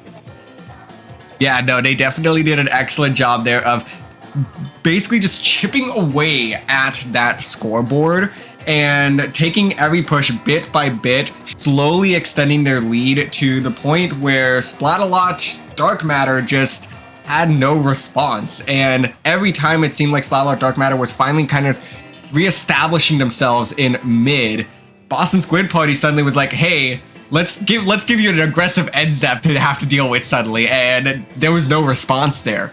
So fantastic job, Boston Squid Party, taking game number 1 there. And they're definitely going to be looking to keep this up as we look towards game number 2, which is going to be Clamblitz on Hagglefish Market. I played a decent Hagglefish Market, but not Clamblitz. This stage is it's very strange. The side alleys are really good flanking positions, but there's no walls to ink. So you kind of have to like take the normal path. So it can get a little dangerous, and I'm curious what where the baskets are for Clamblitz, because I honestly couldn't even tell you. I also not had the opportunity to play this one yet. It just has not been in rotation. So we'll I guess both be learning this one together. So it's definitely gonna be pretty interesting. And you know, with so many changes coming for a few of these modes, Rainmaker, Clamblitz specifically, you know, it definitely changes a lot of dynamic of the game. I mean, with Clamblitz now, it only takes 8 clams to build up a power clam. All of the clusters are in groups of 3 as opposed to groups of 4. So it definitely kind of changes a few things, and it'll be interesting to see how both of these teams coming from Splatoon 2 make these adjustments here with these refined Splatoon 3 modes. Hold on, is that a Splatana wiper in tournament? Love to see that. We also got a range blaster coming out on Boston Squid Party. Fantastic. I love seeing that. 96 gal, also a great weapon. Ink Vac on that, very strong. I'm curious how that's going to play here. Probably good for frontlining the basket when you're trying to score. I can only imagine. Yeah, I personally have not been quite sold on the Splatalot Wiper yet, but I am certainly hoping that I can be showed some great competitive gameplay here with it. But 30 seconds into this game, it looks like we have pretty much a stalemate at mid so far. The classic stalemate at mid. I'm really worried that there's someone here. Duck going for this side play. I like this. Good use of the Wiper to try to go for that, but Hydras. you gotta make sure you know where those are. This is one of the nastiest weapons to approach in the game. If they got high ground like this, you gotta have a little bit of respect for that. Back it off to the Rockets, though. I wonder if this is gonna be the chance for a push right now as SPD starts moving up. It looks like Rona here with the blaster ends up getting a pick or two. Yeah, getting a pick, pushing them back a bit. Still that stalemate at mid. Wow, I don't think I've seen a Clan Blitz game at this much of a stalemate yet. Like, I know, like, I haven't been here this long, but like, wow, no one's scoring. But look at J-Dog, and they're setting up the jump. Is it going to come in time? Because there is a lot of pressure right now from the Boston Squid party, and J-Dog gonna find a nice pick there, but no one is gonna make the jump in, and there it goes. Cheeto finally gonna do so, but can they get it into the basket? Yes, they do, but they are the last person standing, so they're gonna have to find a few picks here, and it's not gonna happen, and all of that effort going to result in a simple one and done push for Splatalot Dark Matter. But that was fantastic nonetheless. It forced the Boston Squid party to back all the way up and have to address this flank from behind. And even though they only got one push out of it, it's definitely a good sign for Splatalot, as they can definitely do this again. Yeah, and not only that, but you want to get something on the board, start pressuring the opponents. I think that that does a lot too. It was just, I wish it was a little bit faster though, and I think they could have had like a really crazy play in their hands. Although speaking of crazy plays, J-Lo gets a really nice pick, pops the Booyah Bomb in close, but unfortunately gonna go down to the Forbidden Rockets of Splatoon 2. Sherbert right now. It's a power clam. Let's see if they can make a play right now. Sending the ball out, Wave Breakers out. Inkjet's gonna be how we make this play start. I love this. Needs one more pick, trying to find it. Can't quite get anything. They're all bunched up in that corner though. I wonder if Boston knows, because they can make a really crazy play right now if they knew where to push. Yeah, I think part of that as well is that Ink Vac did come out, and they just were saying, hey, we got to back off a little bit, you know, because as we've seen so far, the Ink Vac will take in anything that produces ink. Literally anything, and in that situation, if you can't get a solid flank behind Ink Vac, you just have to back off a little bit and say, you know what, we're gonna respect it. Just everyone, make sure you stay alive here, because that's the most crucial thing. You know, there is safety in numbers. So I think that's exactly what was going on there. But once again, now finding ourselves in a bit of a stalemate at mid, and right now Splatalot D, that one and done push, looking like a pretty good opportunity. I mean, yeah, I mean, who doesn't want to fight at mid when you're in the lead? Like, this is fine, right? Like, you know, there's ink flying everywhere, the specials going crazy, but as long as you guys don't die, this is a nice play. There's power clam in play, but everyone's got to dodge the insane amount of bombs. Tactical coolers coming out. That's actually a nice way to start your push. You can do something aggressive, maybe play for something right now. Oh no, unfortunately, 2 players go down. I'm not sure if they had tactical cooler. Oh my god, look at that. SPD just moving in right now. Finally on the front line here. Are they going to be able to take out that power clam? No, not yet. Oh, no. And it's kind of unfortunate right now for the Boston Squid Party, because they do have a couple of power clams, but that's going to be 3 down. And it's going to be Splatalot Dark Matter that has complete control of mid at this stage, and they're going to be slowly trying to work up towards this basket. They don't need to get another push off, but if they have the opportunity to do so, you might as well extend that lead, because one and done clam push is never ever safe, but so far they've been making it work as they get another 2 down on the Boston Squid Party. Yeah, and I haven't seen Boston hasn't been able to really push out at all. I can barely recall the last time they're on their enemy's side. Oh my god, wait, hold on, look at that here. The Wiper going crazy right now with the stamp in the back line. That's something you get to see every day. Yeah, and that's exactly what Splatalot Dark Matter has been doing, and it's just been trying to get behind enemy lines, and that's exactly how they've executed both of these pushes so far. And there's been no response from Boston Squid Party for it. They've only thrown in 2 power clams this entire game, and they're going to possibly win with this. Because at this stage, Boston Squid Party needs to pick up this pity clam and run it all the way across the map and get a score in, get a push going. And it looks like that they're not even gonna get this across mid as they go 2 down yet again. Oh wait, there's a chance right now, but they gotta survive this fight. Unfortunately, overtime's not gonna hold out, and that's gonna be the game. Wow, I really didn't think it was gonna be like one power clam. That was it, and it was GG's. Just hold mid. That worked out incredibly well. I wish I want to get the replay of this because I want to know what that Wiper player was doing because they seem to be harassing pretty well, but I know that kid is dubious, so I want to see like what they got to use out of it. I know they were getting good intel out of the torpedo, but wow. Nicely done. I'll have to go find that player later. Yeah, I mean, that was excellent work there by Duck in order to set their team up for success, playing very sneaky with that Wiper. So definitely demonstrating to me exactly how that Wiper can belong in a comp like this. You know, definitely just playing behind enemy lines and surprising, the element of surprise. You know, and Boston Squid Party just never was able to construct anything off of that. They were kind of just caught off guard twice there, and as a result, always had to be dealing with things going on behind them, and just were never able to find a breakthrough at all. That's the most fun part about a new game is that like we'll learn stuff pretty quickly. Like we're all asked to like find information and share it, but you don't really know how efficient something's going to be till you see it in bracket. And like some teams aren't going to want to try with something experimental, and then you see it happen to work. I was going to say during Swimmer Sing, I got to see an Octobrush, and I was like, oh, Octobrush is good, but like you know how useful is Inkcaster? And then we got to see some like hero Spider-Man plays that happened in back line. I went, never mind, that's sick, that's amazing. Like I'll never underestimate this again. It was like mind-blowing, and I love that that honeymoon period with a new game where you're just learning and learning. Oh, love it. Oh yeah, definitely. I mean, we're gonna be constantly learning things here as well, because I mean that was the first time we'd both seen clamlets on Hagglefish. So I don't think we were expecting those baskets to be as far back as they were. So it definitely produced a more defensive game in that regard. So it kind of looking at it now, it's like, okay, well yeah, of course that's how that game played out. But we're gonna be heading into game 3. Tied 1 game apiece, and it's going to be Splatzone's Scorch Gorge, and I think we're 3 for 3 on map modes that I just have not seen in rotation yet. So I'm slowly but surely taking photos of all the competitive maps, and I'll let you know, this is the Turf War map. So this is like a really huge fight over mid. You still got that mountainous mid area. You still have the kind of cursed catwalks. This is a really interesting one. I'm not sure how much fun this is going to be because that top mid, if you get control of it over it, is so powerful. But yeah, look at that splat zone.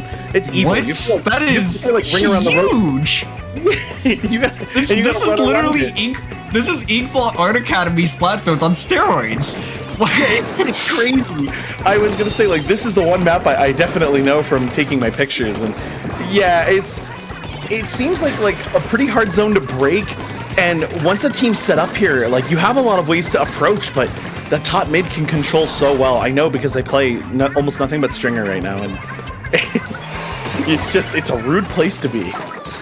Yeah, definitely seems like the case. As you know, Italics, I think rocking this E-leader here, I can definitely see the long range being very beneficial. But they do get shut down there, and it is going to be Boston Squid Party that takes over control of this splat zone, looking to try to even up the score a little bit. Look at this Inkjet going to town right now. Doesn't get any picks, but he's able to hold zone. Oh, hopefully they can keep holding it. No. In fact, SPD is going to be able to take it right back immediately. Oh, the back and forth is actually pretty insane right now. I love seeing this. Tactical is in play, but gotta dodge that Booyah Bomb. Okay, you're living. Want to hold that buff a little bit longer. Yeah, and just I could see, especially what J-Dog's doing right here, just kind of sharking on the wall, ready for some squid surges there. But you know, I could definitely see how this focal point of this tower definitely is going to play into a lot of these players' approach to how they want to get back control of this zone. And it looks like Boston Squid Party was able to utilize that effectively here, get back control, and Italics with that E-leader setting themselves up pretty right front and center, ready to pick off any members of Splatalot Dark Matter that try to approach the zone. Yeah, no, and I mean, I know this mode gets related to King of the Hill all the time, but this is quite literally King of the Hill.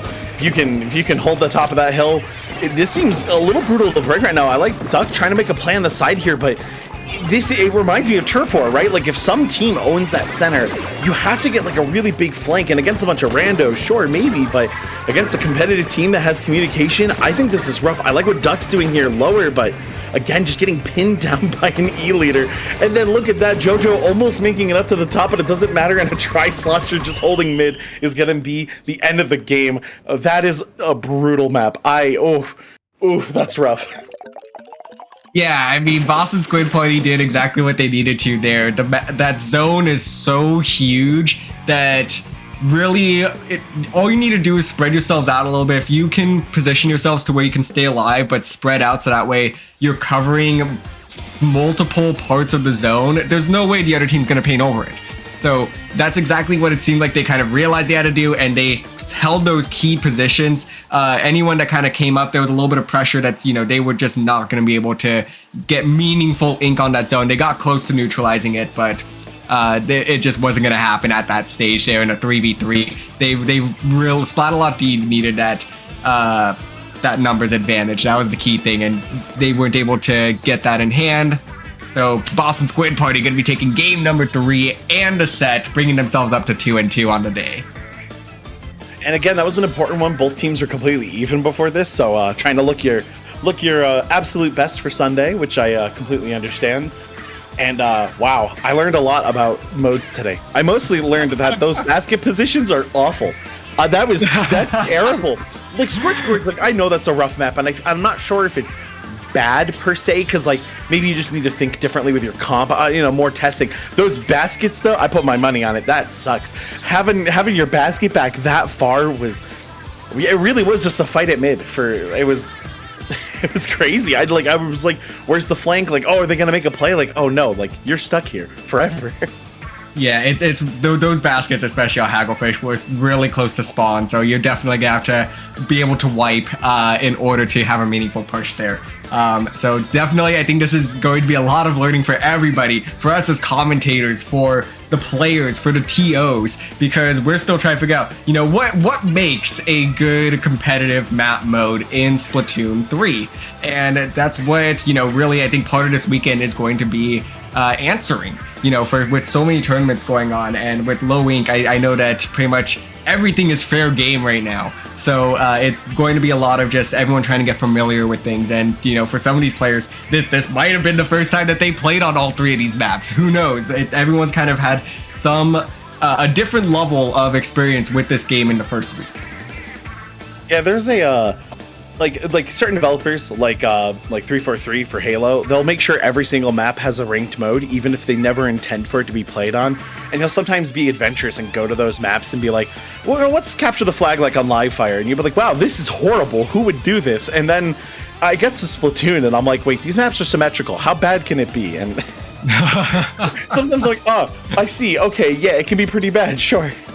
But I like at least they give us the option. I think that's fun. I think once you have an established map list too of like competitive maps, you need to host like a cursed tournament. Like this is the cursed map list tournament. I'm sure like eventually we'll start to weed out, where do each of these map modes rank on that list. But I'm always in favor of keeping map lists spicy. So we'll definitely have to kind of keep an eye out here, and we're going to be learning more and more as we progress through the rest of this tournament.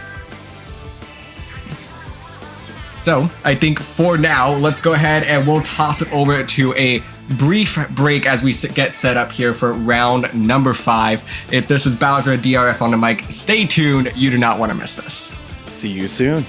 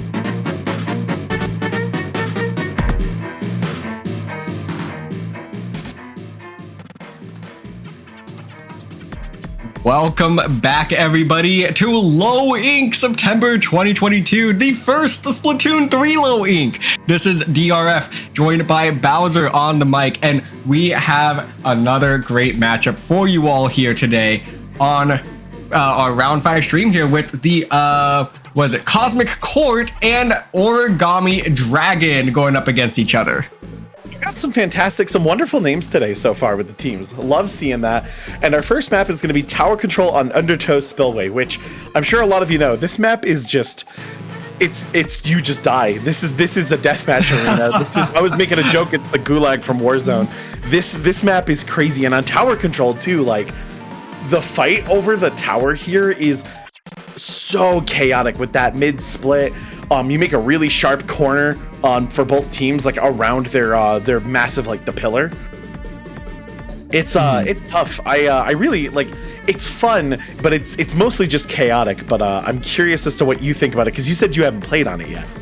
I've not played Tower Control, so on Undertow Spillway specifically, and with Undertow Spillway, it really does seem like a very it's almost like hourglass shape. Like like the ends of this map are really large, but a lot of the map kind of runs through those two very tight alleyways in the center, and that's kind of ends up just being a pit of death. Where just a lot of fighting happens to occur here. But I mean, look at the sheer size of this map compared to especially some of the other Splatoon 3 maps that we currently have right now. So it's just going to be a really huge map, but the objective is pretty tightly there in the center. So definitely expect a bit of a bloodbath here, as we are already seeing. One down on either side. I'm seeing the Splatling trying to get a line up. Yeah, there's a Splatling on both sides right now. I think that's the play. You want to put down as much pressure as possible, and that mid ridge is just so difficult to deal with. You can really play it. You can escape a lot of fights there. As long as your team's got control of one side, you can kind of pick and take your fights as you want them. Here comes the crab tank battle. Oh, I didn't think we were going to get a crab battle. And it looks like Orange Team Crab's going immediately getting taken out. Oh, neither crab won that battle. And this is just a constant struggle right now we have in mid, and neither team really making any meaningful progress on this tower. And I guess part of it being that there's a checkpoint literally less than 10 feet from the center of the map. So definitely, I think, causing a little bit of just a power struggle here in mid. We're just going back and forth, trading pick for pick control of the tower. And finally, we get 3 down on both sides. And this is going to come down to a 1v1. Everyone was Splat Goober right now playing their life out.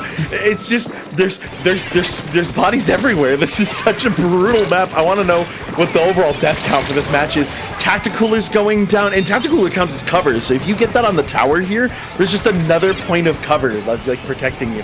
It looks like we are gonna break through. I think that's Cosmic Court gets that first checkpoint. They're gonna be able to start moving into this corner. And this corner isn't the hardest to clear if you have momentum, but it's the next bit that gets a little tricky. But oh my god, look at this. What a play there from the roller. Get some work done with the crab tank, trying to make some space, let the team play again. Oh, and there you go. A friendly wipeout for Origami. They're going to be able to move this point back, and it's barely going to get back to mid before Cosmic Court makes it back. Yeah, and just from what I'm seeing on this map mode right now, it's really difficult to kind of break through that first checkpoint, but when you do, you're kind of just starting to open things up a little bit, because you end up swinging onto that left side. You're pushing that left side there, and it's a little bit difficult to set up your defenses there, and that second checkpoint as a result ends up even though it's a long checkpoint, it seems like right now that it's almost kind of a free section right there in order to just push that tower through, but both teams kind of stalling at the exact same point there. Origami Dragon holding off for just a little bit longer than Cosmic Court did. Quite literally just 2 point difference. Yeah, and it's such a defendable spot too, and you just do nothing but trade. But speaking of trades, it's going to be all down though for Origami. Cosmic getting nothing but wins there. 1 player on the respawn, and they're going to actually bring it back real quickly onto the way to the last checkpoint right now. Crab's putting in work, trying to hold it down, and you got to stop them fast, because this is a really good overtake. If you get 2 splats here and you push them off, you win right here, and you got to make something happen. Origami trying to stop Goober here. Oh, what a play! But oh wait, goes in. Ooh, wow. Oh. Yeah, Cosmic Court definitely was able to just hold on for a little bit longer there. They had 2 people working on the tower, so you needed to get both of them off of it in order to give yourself a chance there. And it looked like they got quite a bit of chip damage on those individual players, but not able to get the job done there. So it is going to be Cosmic Court taking game number 1 in knockout fashion. Yeah, that's and that map, it's just I normally the mid fight from every like streamer I've seen play ranked there, and tower control takes a lot longer. That was actually like one of the faster ones I've ever seen. So maybe there's some hope for that map. It's still a absolute battlefield of a map though. Just it's crazy, but that was true. really fast. Yeah, that was definitely once they kind of got it going past that second checkpoint, it really seemed to start to snowball there. I mean, that was a pretty entertaining game 1 nonetheless though, because it was just constant back and forth, an absolute bloodbath in mid until we finally got to see those teams break out of that first checkpoint, and then from there the game really opened up a little bit because now not the objective isn't so just tightly knit into about a 1 square foot space. So, finally opening things up there, and that's where it really started to, get a better feel for just how much you can play with this wide open map. Absolutely, and here we go to Mincemeat Metalworks for a Rainmaker match. This is I've played Rainmaker here a few times. I'm not sure about you. I think so far we are 5 for 5 on first time I'm seeing like actual map mode combos because I mean I've not had too much opportunity to get a lot of gameplay in, but let's take a look here at what these teams are bringing out for their comps. Quite a few adjustments here it seems, and a very diverse comp from either side.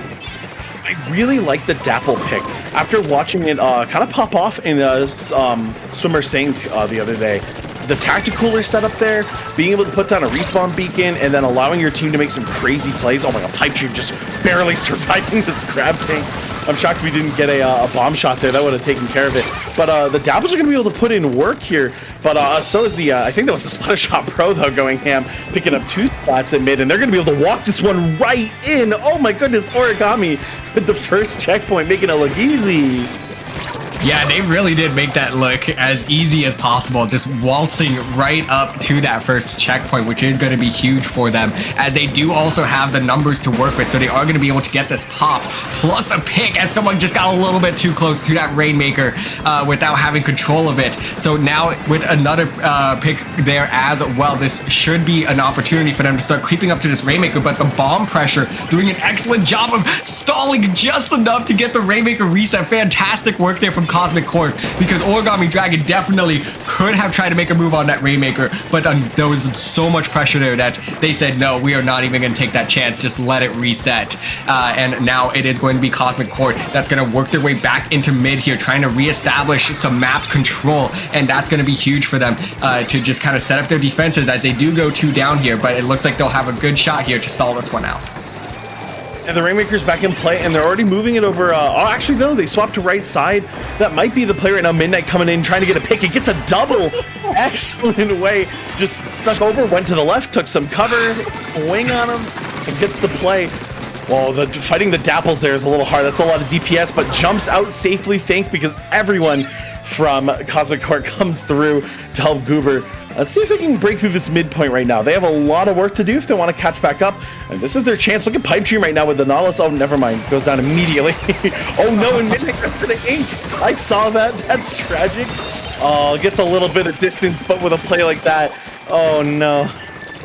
Yeah, Cosmic Court so far, they've been so good with setting up their defenses and being able to make sure that Origami Dragon doesn't push beyond that first checkpoint, but they haven't been able to convert defense into offense quite yet, as Nuki is going to bring out this crab tank here, and with the 2 down, hoping to get this 3rd down here as well, but not going to be able to find it. However, this does open up an opportunity for this Rainmaker to get picked up by Cosmic Court, and they're going to be pushing this all the way up to the first checkpoint, but not even going to gonna get there in time, but they still have the numbers advantage to work with. Can they capitalize on this though, as Zion here is going to be bringing out the crab tank as well, and it's gonna be stalling just enough here to prevent this push, and able to find another few picks there as well. And Cosmic Court into shambles, trying to just keep this push alive, and it's not gonna be any good. They could not even reach that first checkpoint. Unfortunate. You gotta reset it, run it back. You got it next time. That was a really smart crab tank play too. It was able to get so much work done and stall for so long, despite Midnight being on the back line and actually getting a few picks. And speaking of Midnight, trying to go for some more picks, but Misoto right now gonna finally run it to the right side. Oh, gets picked by Pipe Dream immediately. And that's not a great place for Cosmic Corp, but they still have plenty of time to run it back right now. Starting to build up those specials. They're about to have 2 online. The Tacticooler. And I actually can't remember what the Nautilus special is off the top of my head just yet.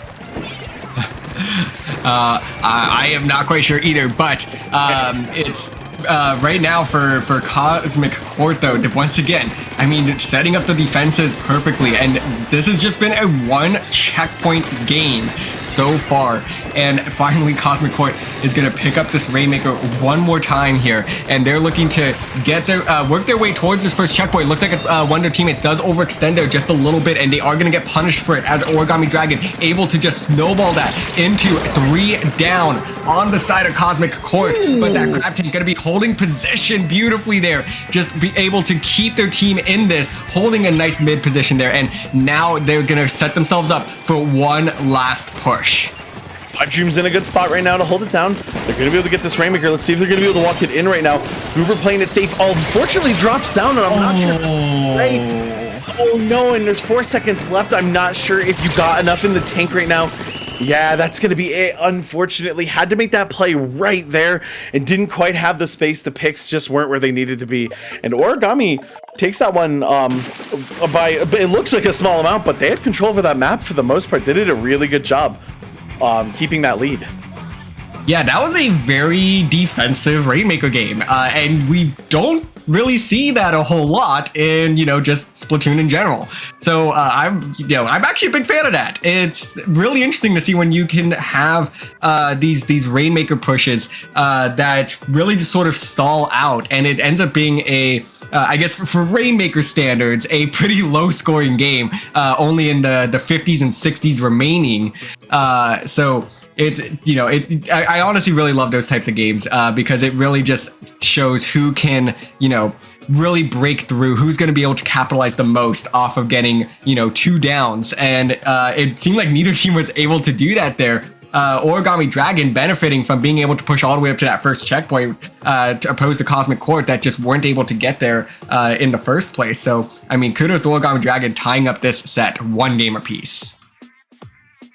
And now we're going to be off to Clan Blitz on Museum.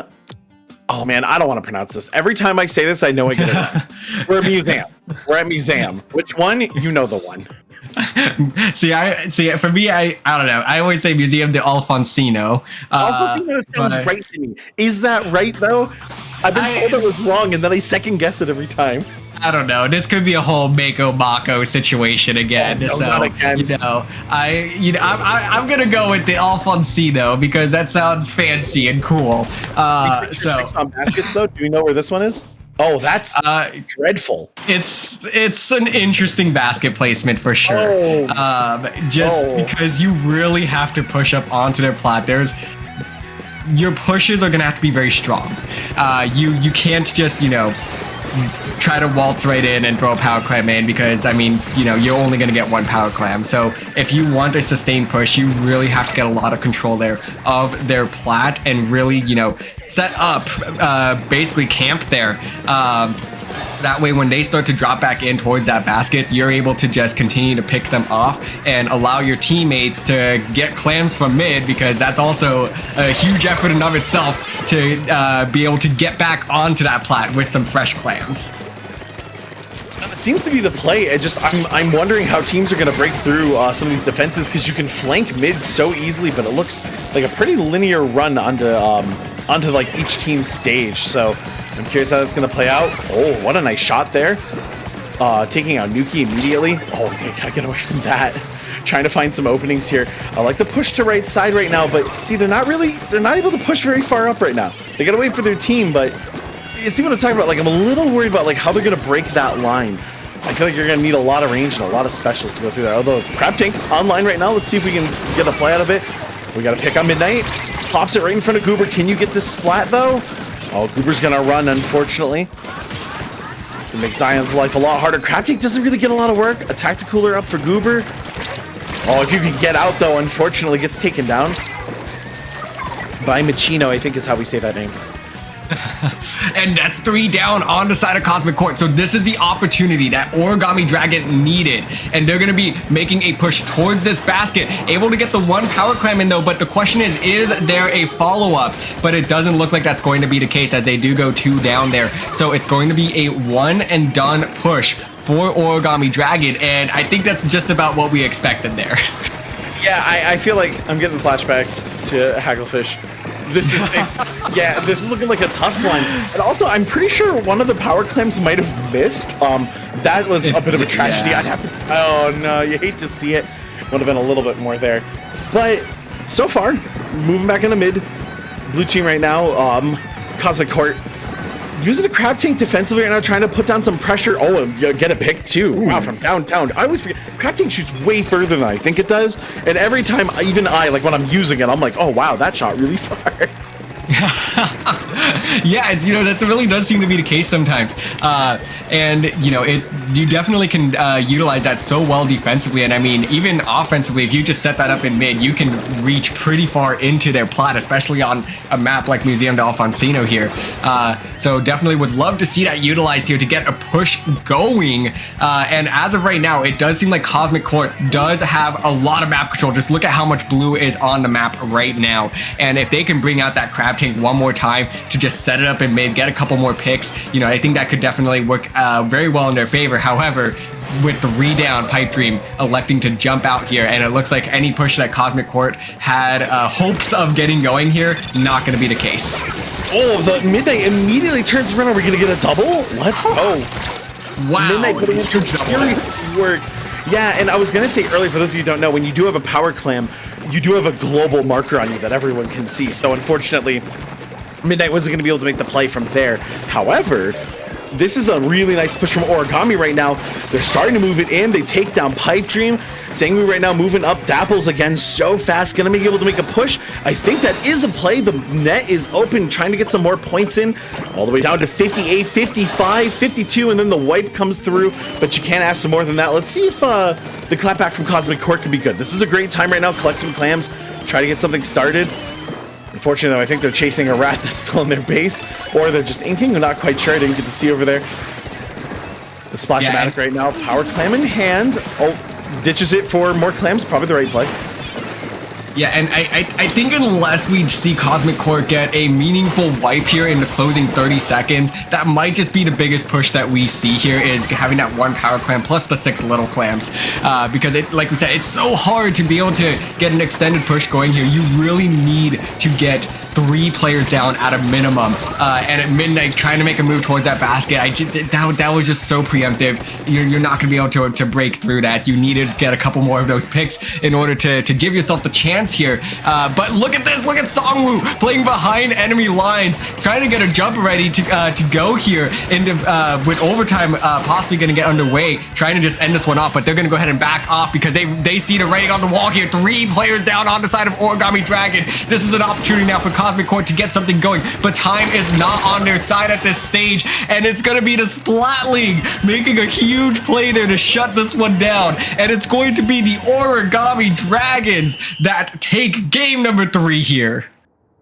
Wow, what an end there, just completely shutting down Cosmic Court, not giving them any quarter, and I love that play. The Splat League just holding ground, saying, "You shall not pass."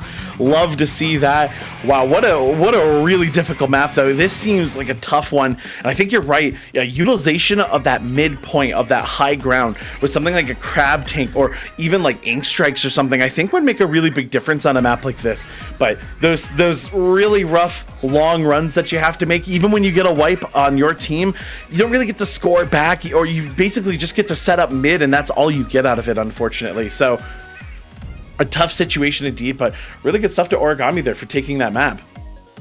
Yeah, they definitely got together a much stronger push than I had honestly anticipated there. It just seemed like it was going to be so difficult to break through. I was like, man, like these are going to just be one power clam pushes and we're just going to be chipping away at the scoreboard here. But they did get a few more clams in there on that second push.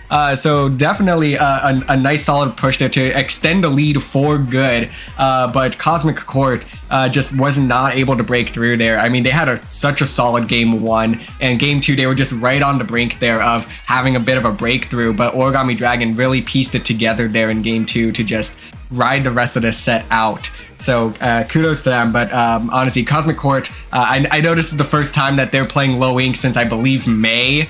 So, you know, it's fantastic to have you all back for Splatoon 3. Definitely looking forward to see what you, the rest of what you can do for the rest of day 1 here. Yeah, Cosmic. I mean, to be fair, like I think Spillway is such like an incredibly hard map, and Cosmic Court made it look easy. Like they made some good pushes and they just walked it in. I was like, oh, okay, good play. Like I haven't seen someone play the map like that and just go about it that easily. Maybe there was some unfamiliarity, but wow. So I can't wait to see what they show us later. I mean, again, this is low ink, right? Like this is a good place to get your feet wet and play the tournaments, get back into the groove. And I think if that's your starting to get back into the groove, I think you're gonna be a meta at some point for sure, playing like that. Yeah, and you know, I just love that we've been having such competitive sets so far on stream. You know, multiple 1-to-1s going into game 3, and it's just so fantastic to see. I mean, you know, a lot of these teams just trying to also figure out these map mode combos as well. So it definitely does create a pretty competitive dynamic where it's super unpredictable because, you know, it's one of those things where it's like, you know, I don't know what I'm doing. The opponent doesn't know what they're doing. Like nobody knows what they're doing. So, you know, that's the best type of unpredictability is, you know, the opponent doesn't know what they're doing. So like, you know, I don't know. Everyone doesn't know. So everyone's learning at the same time. This is the part of a game where you savor it. You savor it. Because like there's gonna be a point where there's an established meta and we're all losing our mind over rockets or whatever it is in this game that's just dominating a meta, right? And like, you know what? Like those will be fun competitive days when people shake up the meta and make really solid plays with the tools we know. But right now, the chaos of it all is just perfect. I love it. So we get more of it. Exactly. You know, the most dangerous player is one that is still trying to figure things out. So it definitely is going to create for some fun dynamics here going into our final round. So I think we're going to go ahead and take a brief break here as we get set up for one more round of Swiss here at Low Ink. Stay tuned. It's going to be a good one.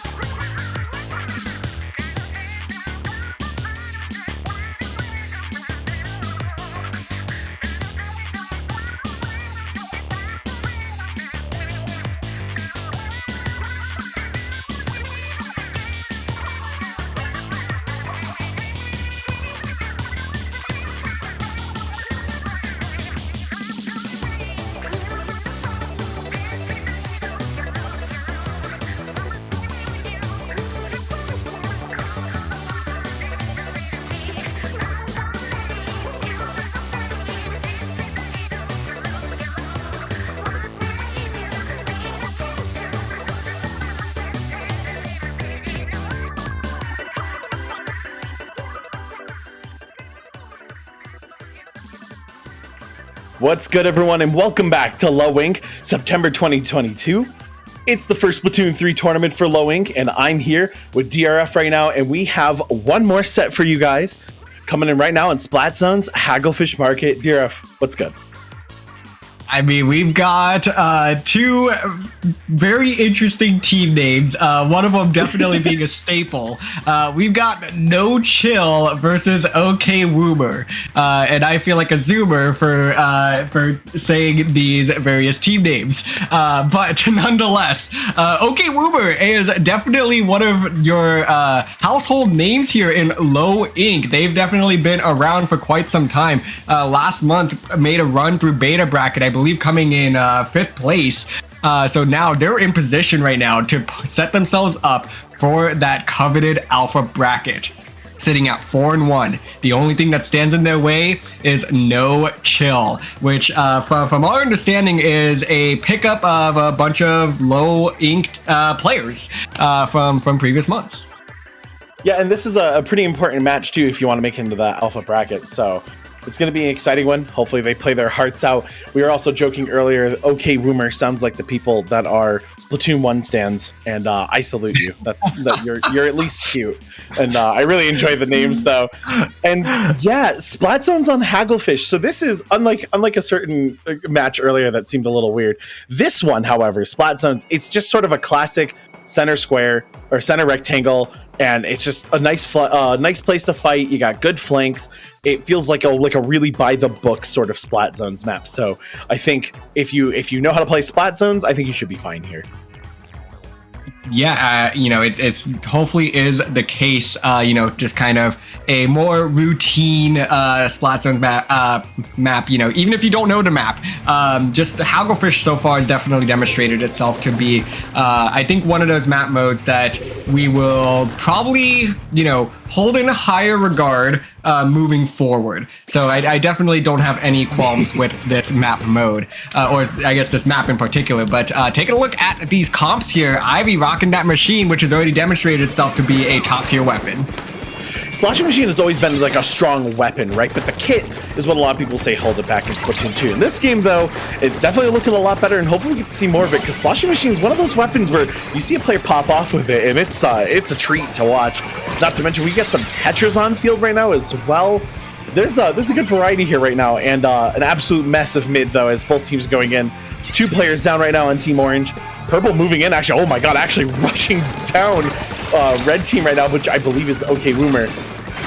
Red Cap trying to get their way out of the corner, but it's not going to work. Ivy takes them out, and they're going to be able to move right back to mid, but the fight's still fully underway. Yeah, definitely a lot of back and forth action here as we are getting, things going in this first minute. So neither team really taking a strong control of this zone, as once again, OK Woomer back in control once again. And this time, though, with that pick on that gal, it looks like they are going to find an opportunity here to work their way up just a little bit. And Mailbox finding the nice pick on that K machine there before, not the K machine, but the machine, before they could throw down that Booyah bomb. Yeah, that was a tap fire too. I think it was a partial charge. That was a really nice shot. Crab Tank putting in work right now, walling out, which I think is the right play here. You want to buy some time. You're in the lead right now, sitting at 43 points and ticking down pretty quickly. Here comes the push up. Let's see what Woomer can do here right now. Egg moving back. Gonna maybe find a splat here. There's one. Okay, there's 2. That's a wonderful overtake. There's somebody coming in, unfortunately, without stealth jump. And Mailbox is the only one left, and that's a pseudo ace, a pseudo wipe. Really good stuff by Egg there. And Purple Team's gonna be back on top of it. Wow, Egg with that quad there to get back control for No Chill, and now they have a lot of control of mid here, and with the specials popping out as well, they're able to take 2 down, but they're gonna lose 2 of their own members as well, so they are gonna try to hold on to this zone for as long as possible. Egg, the last player alive for No Chill, forced to back up here as Mailbox once again with this crab tank. I think this is exactly how you have to play this crab tank here, is to just put set up right there in front of the zone and set up a defensive front, but a very unfortunate timing there with the crab tank expiring as the bomb explodes. Yeah, definitely be careful of suction bombs. You are not completely safe from those, especially when your tank runs out of time. And Nami right now going on a tear. Oh my god, I love what No Chill is able to do on the comeback. They've been making play after play, just picking players. They're clapping back quickly, and they're going to be able to start scoring right now as the penalty finally goes down, and we're ticking away. Not much longer to catch back up to OK Woomer. Some players are going down. One player from Woomer going down. Egg right now trying to find a pick, trying to avoid this recon line from the Wave Breaker. Losing control, unfortunately. Oh, but 24 points to 28, so it does look like the purple team takes the orange team. Oh, excuse me, I'm getting lost right now in the sauce. Orange team right now, the fight mid's just crazy. I can't keep up with this. I mean, OK Woomer is putting a lot of that sauce down on that zone right now to get back control and definitely put a stop to No Chill's push. They were, you know, breaking out of that penalty there and definitely stopped the bleeding right where they right when they could to minimize the damage there. But OK Woomer, that penalty is so small right now. If they can just get a pick or two and grab back control of this zone, they should be able to get the lead. But look at just how much this is going back and forth. And now with Egg here able to get one pick, this is going to be a nice take back for No Chill. But look at these dualies playing from behind, able to get 3 down there. Trying to find this last member here is Redcap, but no, Orbism is going to have to back up there, able to take one player down with them. But OK Woomer now back in control of the zone, and just look at how much orange paint is on this map right now, as they are, have so much map control to work with. They don't have any specials, but if they can get them up pretty soon here, that's going to be a tough defensive wall to break through. Ivy back on the retake right now. What a good splat bomb. Here comes another Reef Slider. It gets one player, but Ivy's been putting in work. Ivy and Egg right now have been splatting out so well, and here comes the Ink Fact, gonna try to make the play with this. Where's the fire into the back line? Don't think it picks anyone up. What a trade though from Mailbox. Keeping it alive right now. They have to stop this zone right here. Egg, are you going to be able to splat out right now? Just a splatter shot, doesn't get it. Red gets the pick, and that's actually going to be it. OK Woomer taking game number 1. The back and forth there was crazy. Both teams absolutely slaying, but that one flank from Red was all it takes. That Reef Slider was the play of the century for that team and allowed them to secure the W this time. Wow, I mean, that's such a good game there on Splat Zone's Hagglefish. I'm definitely a really big fan of this map mode. You know, just this game aside, I mean, this game definitely put together a really good case as to why Hagglefish Zones is going to be something we will see moving forward. But I just loved how, you know, unpredictable this game was. At times the zone was being contested and held in a neutral state for like 10-15 seconds before one team won out. Yeah, I mean, like, heck, like, you know, obviously you don't want to get lost in these things, but like, that's such a good sign for just how chaotic it is, and that just makes for fun and engaging gameplay. And it's so interesting because I feel like this is going to be one of those map modes that it really sort of ends up being a chess match, because the zone is kind of weirdly sandwiched between 2 walls as part of the landscape of the map. So now the question is, like, how are you going to approach this zone? Like, are you going to send someone around? Who's watching the flanks? Because if someone gets behind you successfully, oh, you're in deep trouble now. Yeah, and I also, what I liked there too is it felt like I kept seeing players like trade back and forth like amazing plays and like taking awesome shots and like taking like advantage of the duels that their team started, and I love that, and I hope to see more of that here on Hammerhead Bridge for tower control. This is one I definitely haven't seen yet, but that was such a good match. I want to see more of that coming into this. Do you have any composition changes? I don't think we do. I'm pretty sure this is pretty much the same comps here from both of these teams. They did ready up there fairly quickly. So these teams are ready to go on Hammerhead Bridge, newly built and opened for the Splatlands. And right now, a lot of open space here in mid, actually, to try to get some map control going here. And that tower just in a very open area as well. And I really think it's going to make for some interesting beginnings to this map mode. Yeah, right. These wide open starts are always pretty chaotic. The checkpoints are pretty far though. Actually, no, we already broke through, and is actually what happened there. My apologies.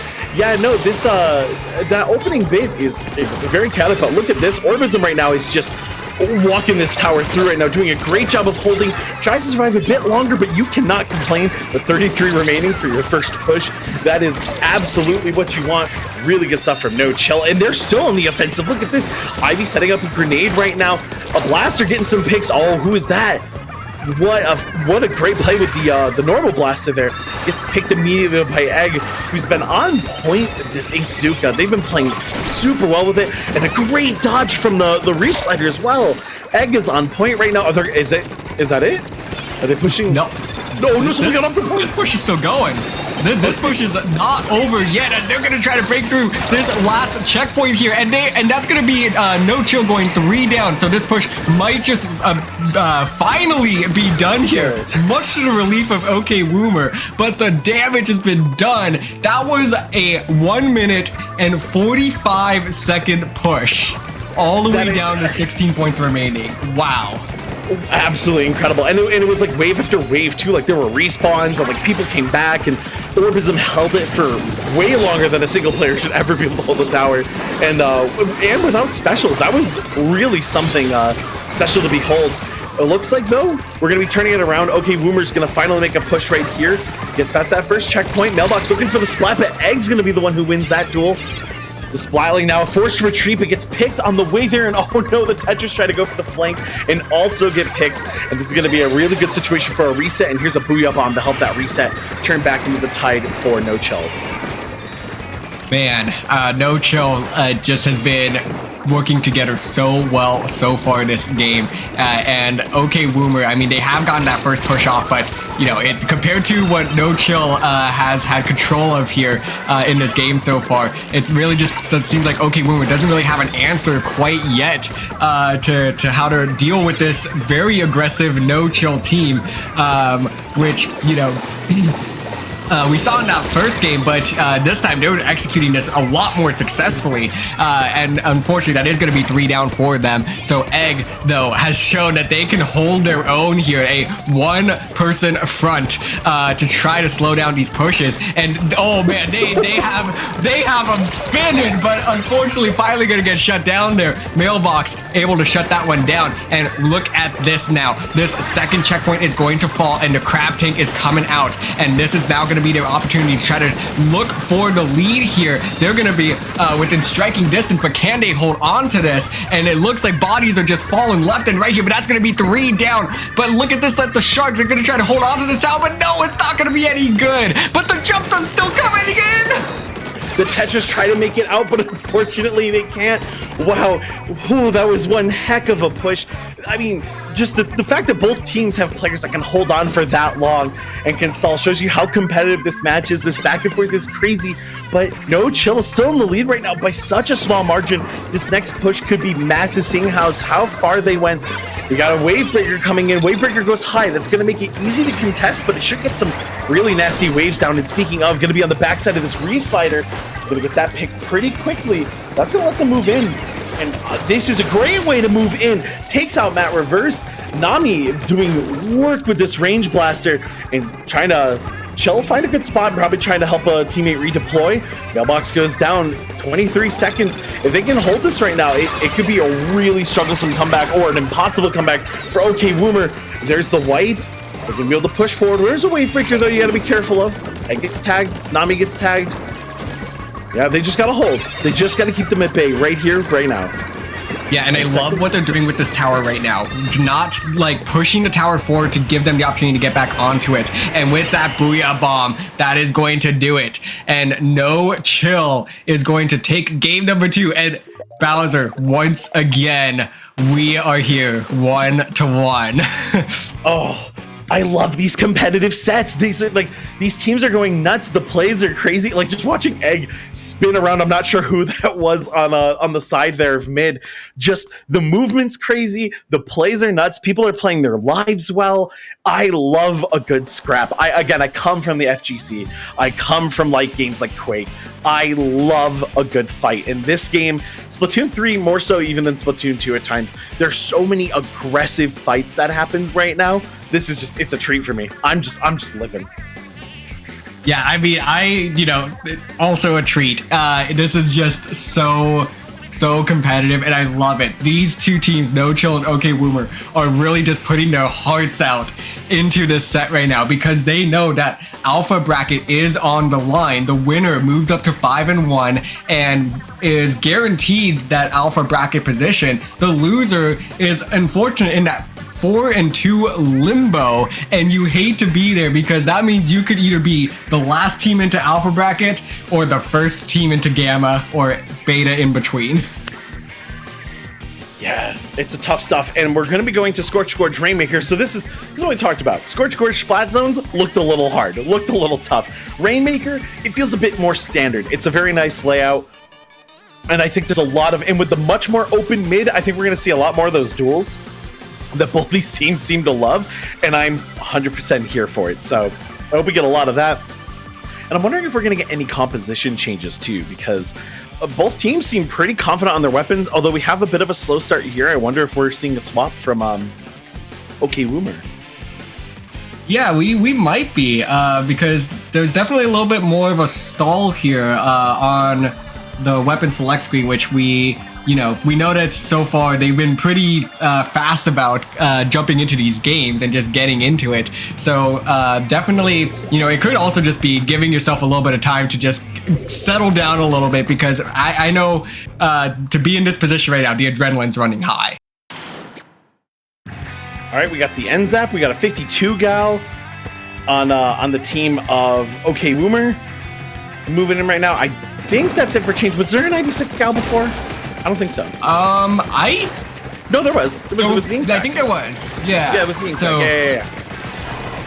So taking a look here, so definitely a notable change for Scorch Gorge with the Rainmaker is you don't have the pedestal, that center tower that's just skyscraper all the way up here, and that's actually going to be a 3 down on the side of No Chill. So they do get 5 points on the board there, but it looks like they're going to be punished for trying to make this early move now, as it is Ok Woomer that's going to be picking up this Rainmaker and working forward. The Crab Tank is out to try to set up the defensive front. The Rainmaker going to be following closely behind. They are going to find the lead there and work their way up to this first pedestal, but can they get up it? The Rainmaker dancing around this pedestal to try to get there, but no, it's not going to be any good. That first checkpoint does not fall.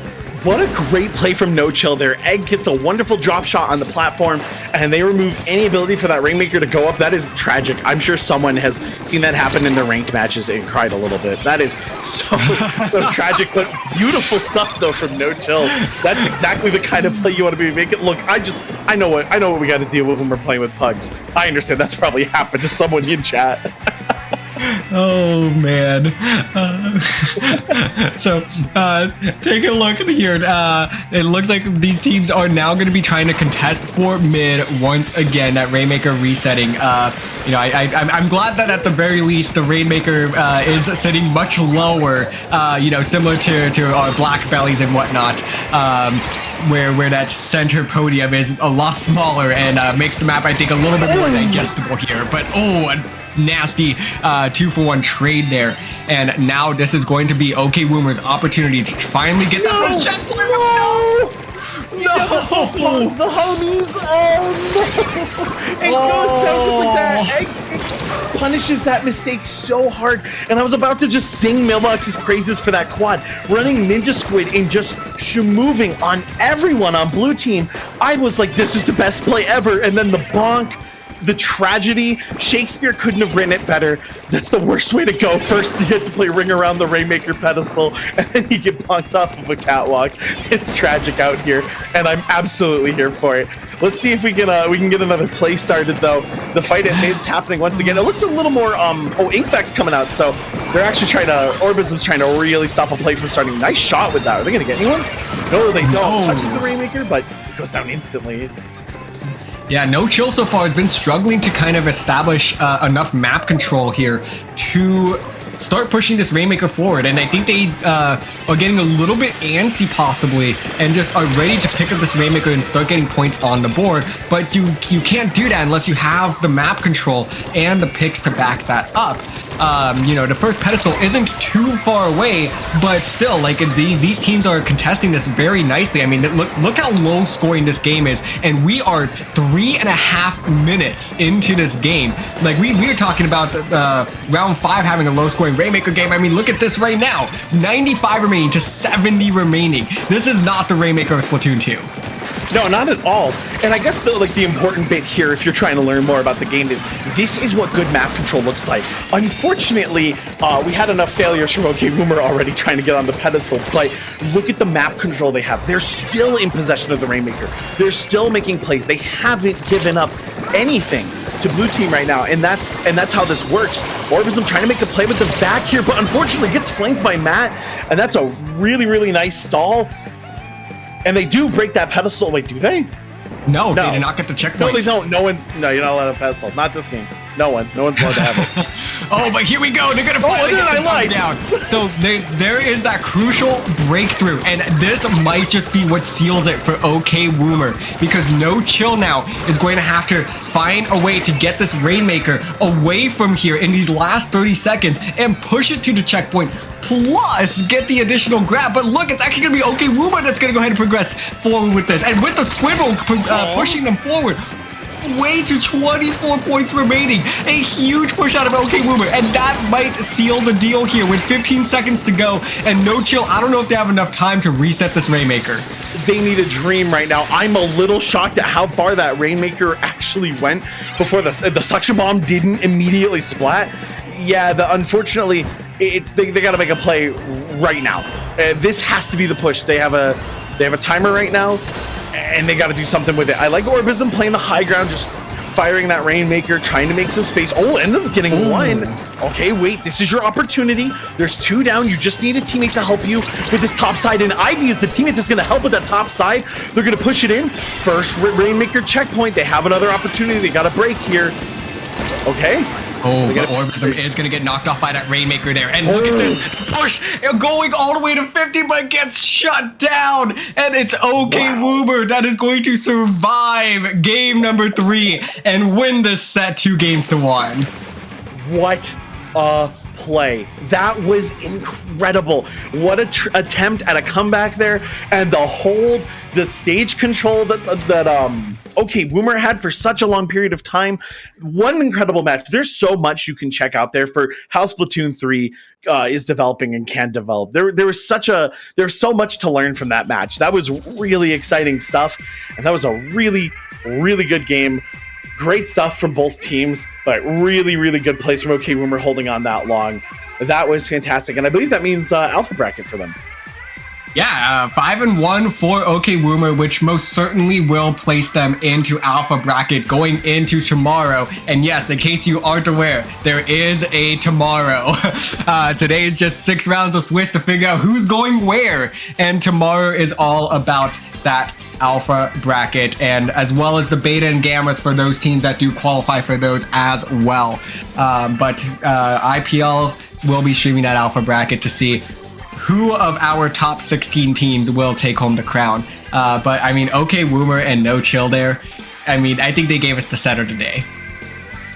Absolutely. We got to see some good fundamentals, some good fights, and again the movement. Like players like what a good use of Ninja Squid. You don't get to see that very often. A pro player just moving through ink carefully, and I'm not sure if those Ninja Squid are just moving perfectly, but just absolutely juking players, getting plays. It was just, and even when there was tragedies, it was fun the whole time. It was just nice, good, competitive Splatoon 3, and I love to see it. Oh, absolutely. I mean, so congratulations to OK Woomer for punching their ticket to alpha bracket. No Chill, gonna be in limbo a little bit, but I would love to see them there in that alpha bracket. They show that they can hang with OK Woomer, and certainly I think they can hang with some other alpha bracket teams, but that will remain to be seen. All right. Yeah, and they can definitely hang though. Like they can certainly hang. Like that's like this wasn't like a very decisive set. This was close. So like if you get a chance to run it back, hopefully you do. But that's gonna do it for Low Ink. Thank you all so much for joining us again. Tomorrow is the final brackets. There's gonna be a stream of the alpha bracket, same channel right here on IPL. So make sure you tune in for that. DRF, it was a pleasure. I had a lot of fun casting with you. Yes, likewise. And you know, let's go ahead and I guess plug ourselves here before we head out and enjoy the rest of our Saturday. Bowser, where can we find you? I'm X45X everywhere, and right now on TikTok, x45x.ttv. I made a Splatoon TikTok that just blew up. It's like 70,000 views. It's hype as heck. So go check that out for me. I love you for it. And DRF, where can we find you? You can go ahead and find me on Twitter at DRF_Splatoon and on Twitch at TritonDRF. Wonderful stuff. I hope you guys will check us out. I hope you'll check out day number 2 of Lowing. And until next time, we'll see you there.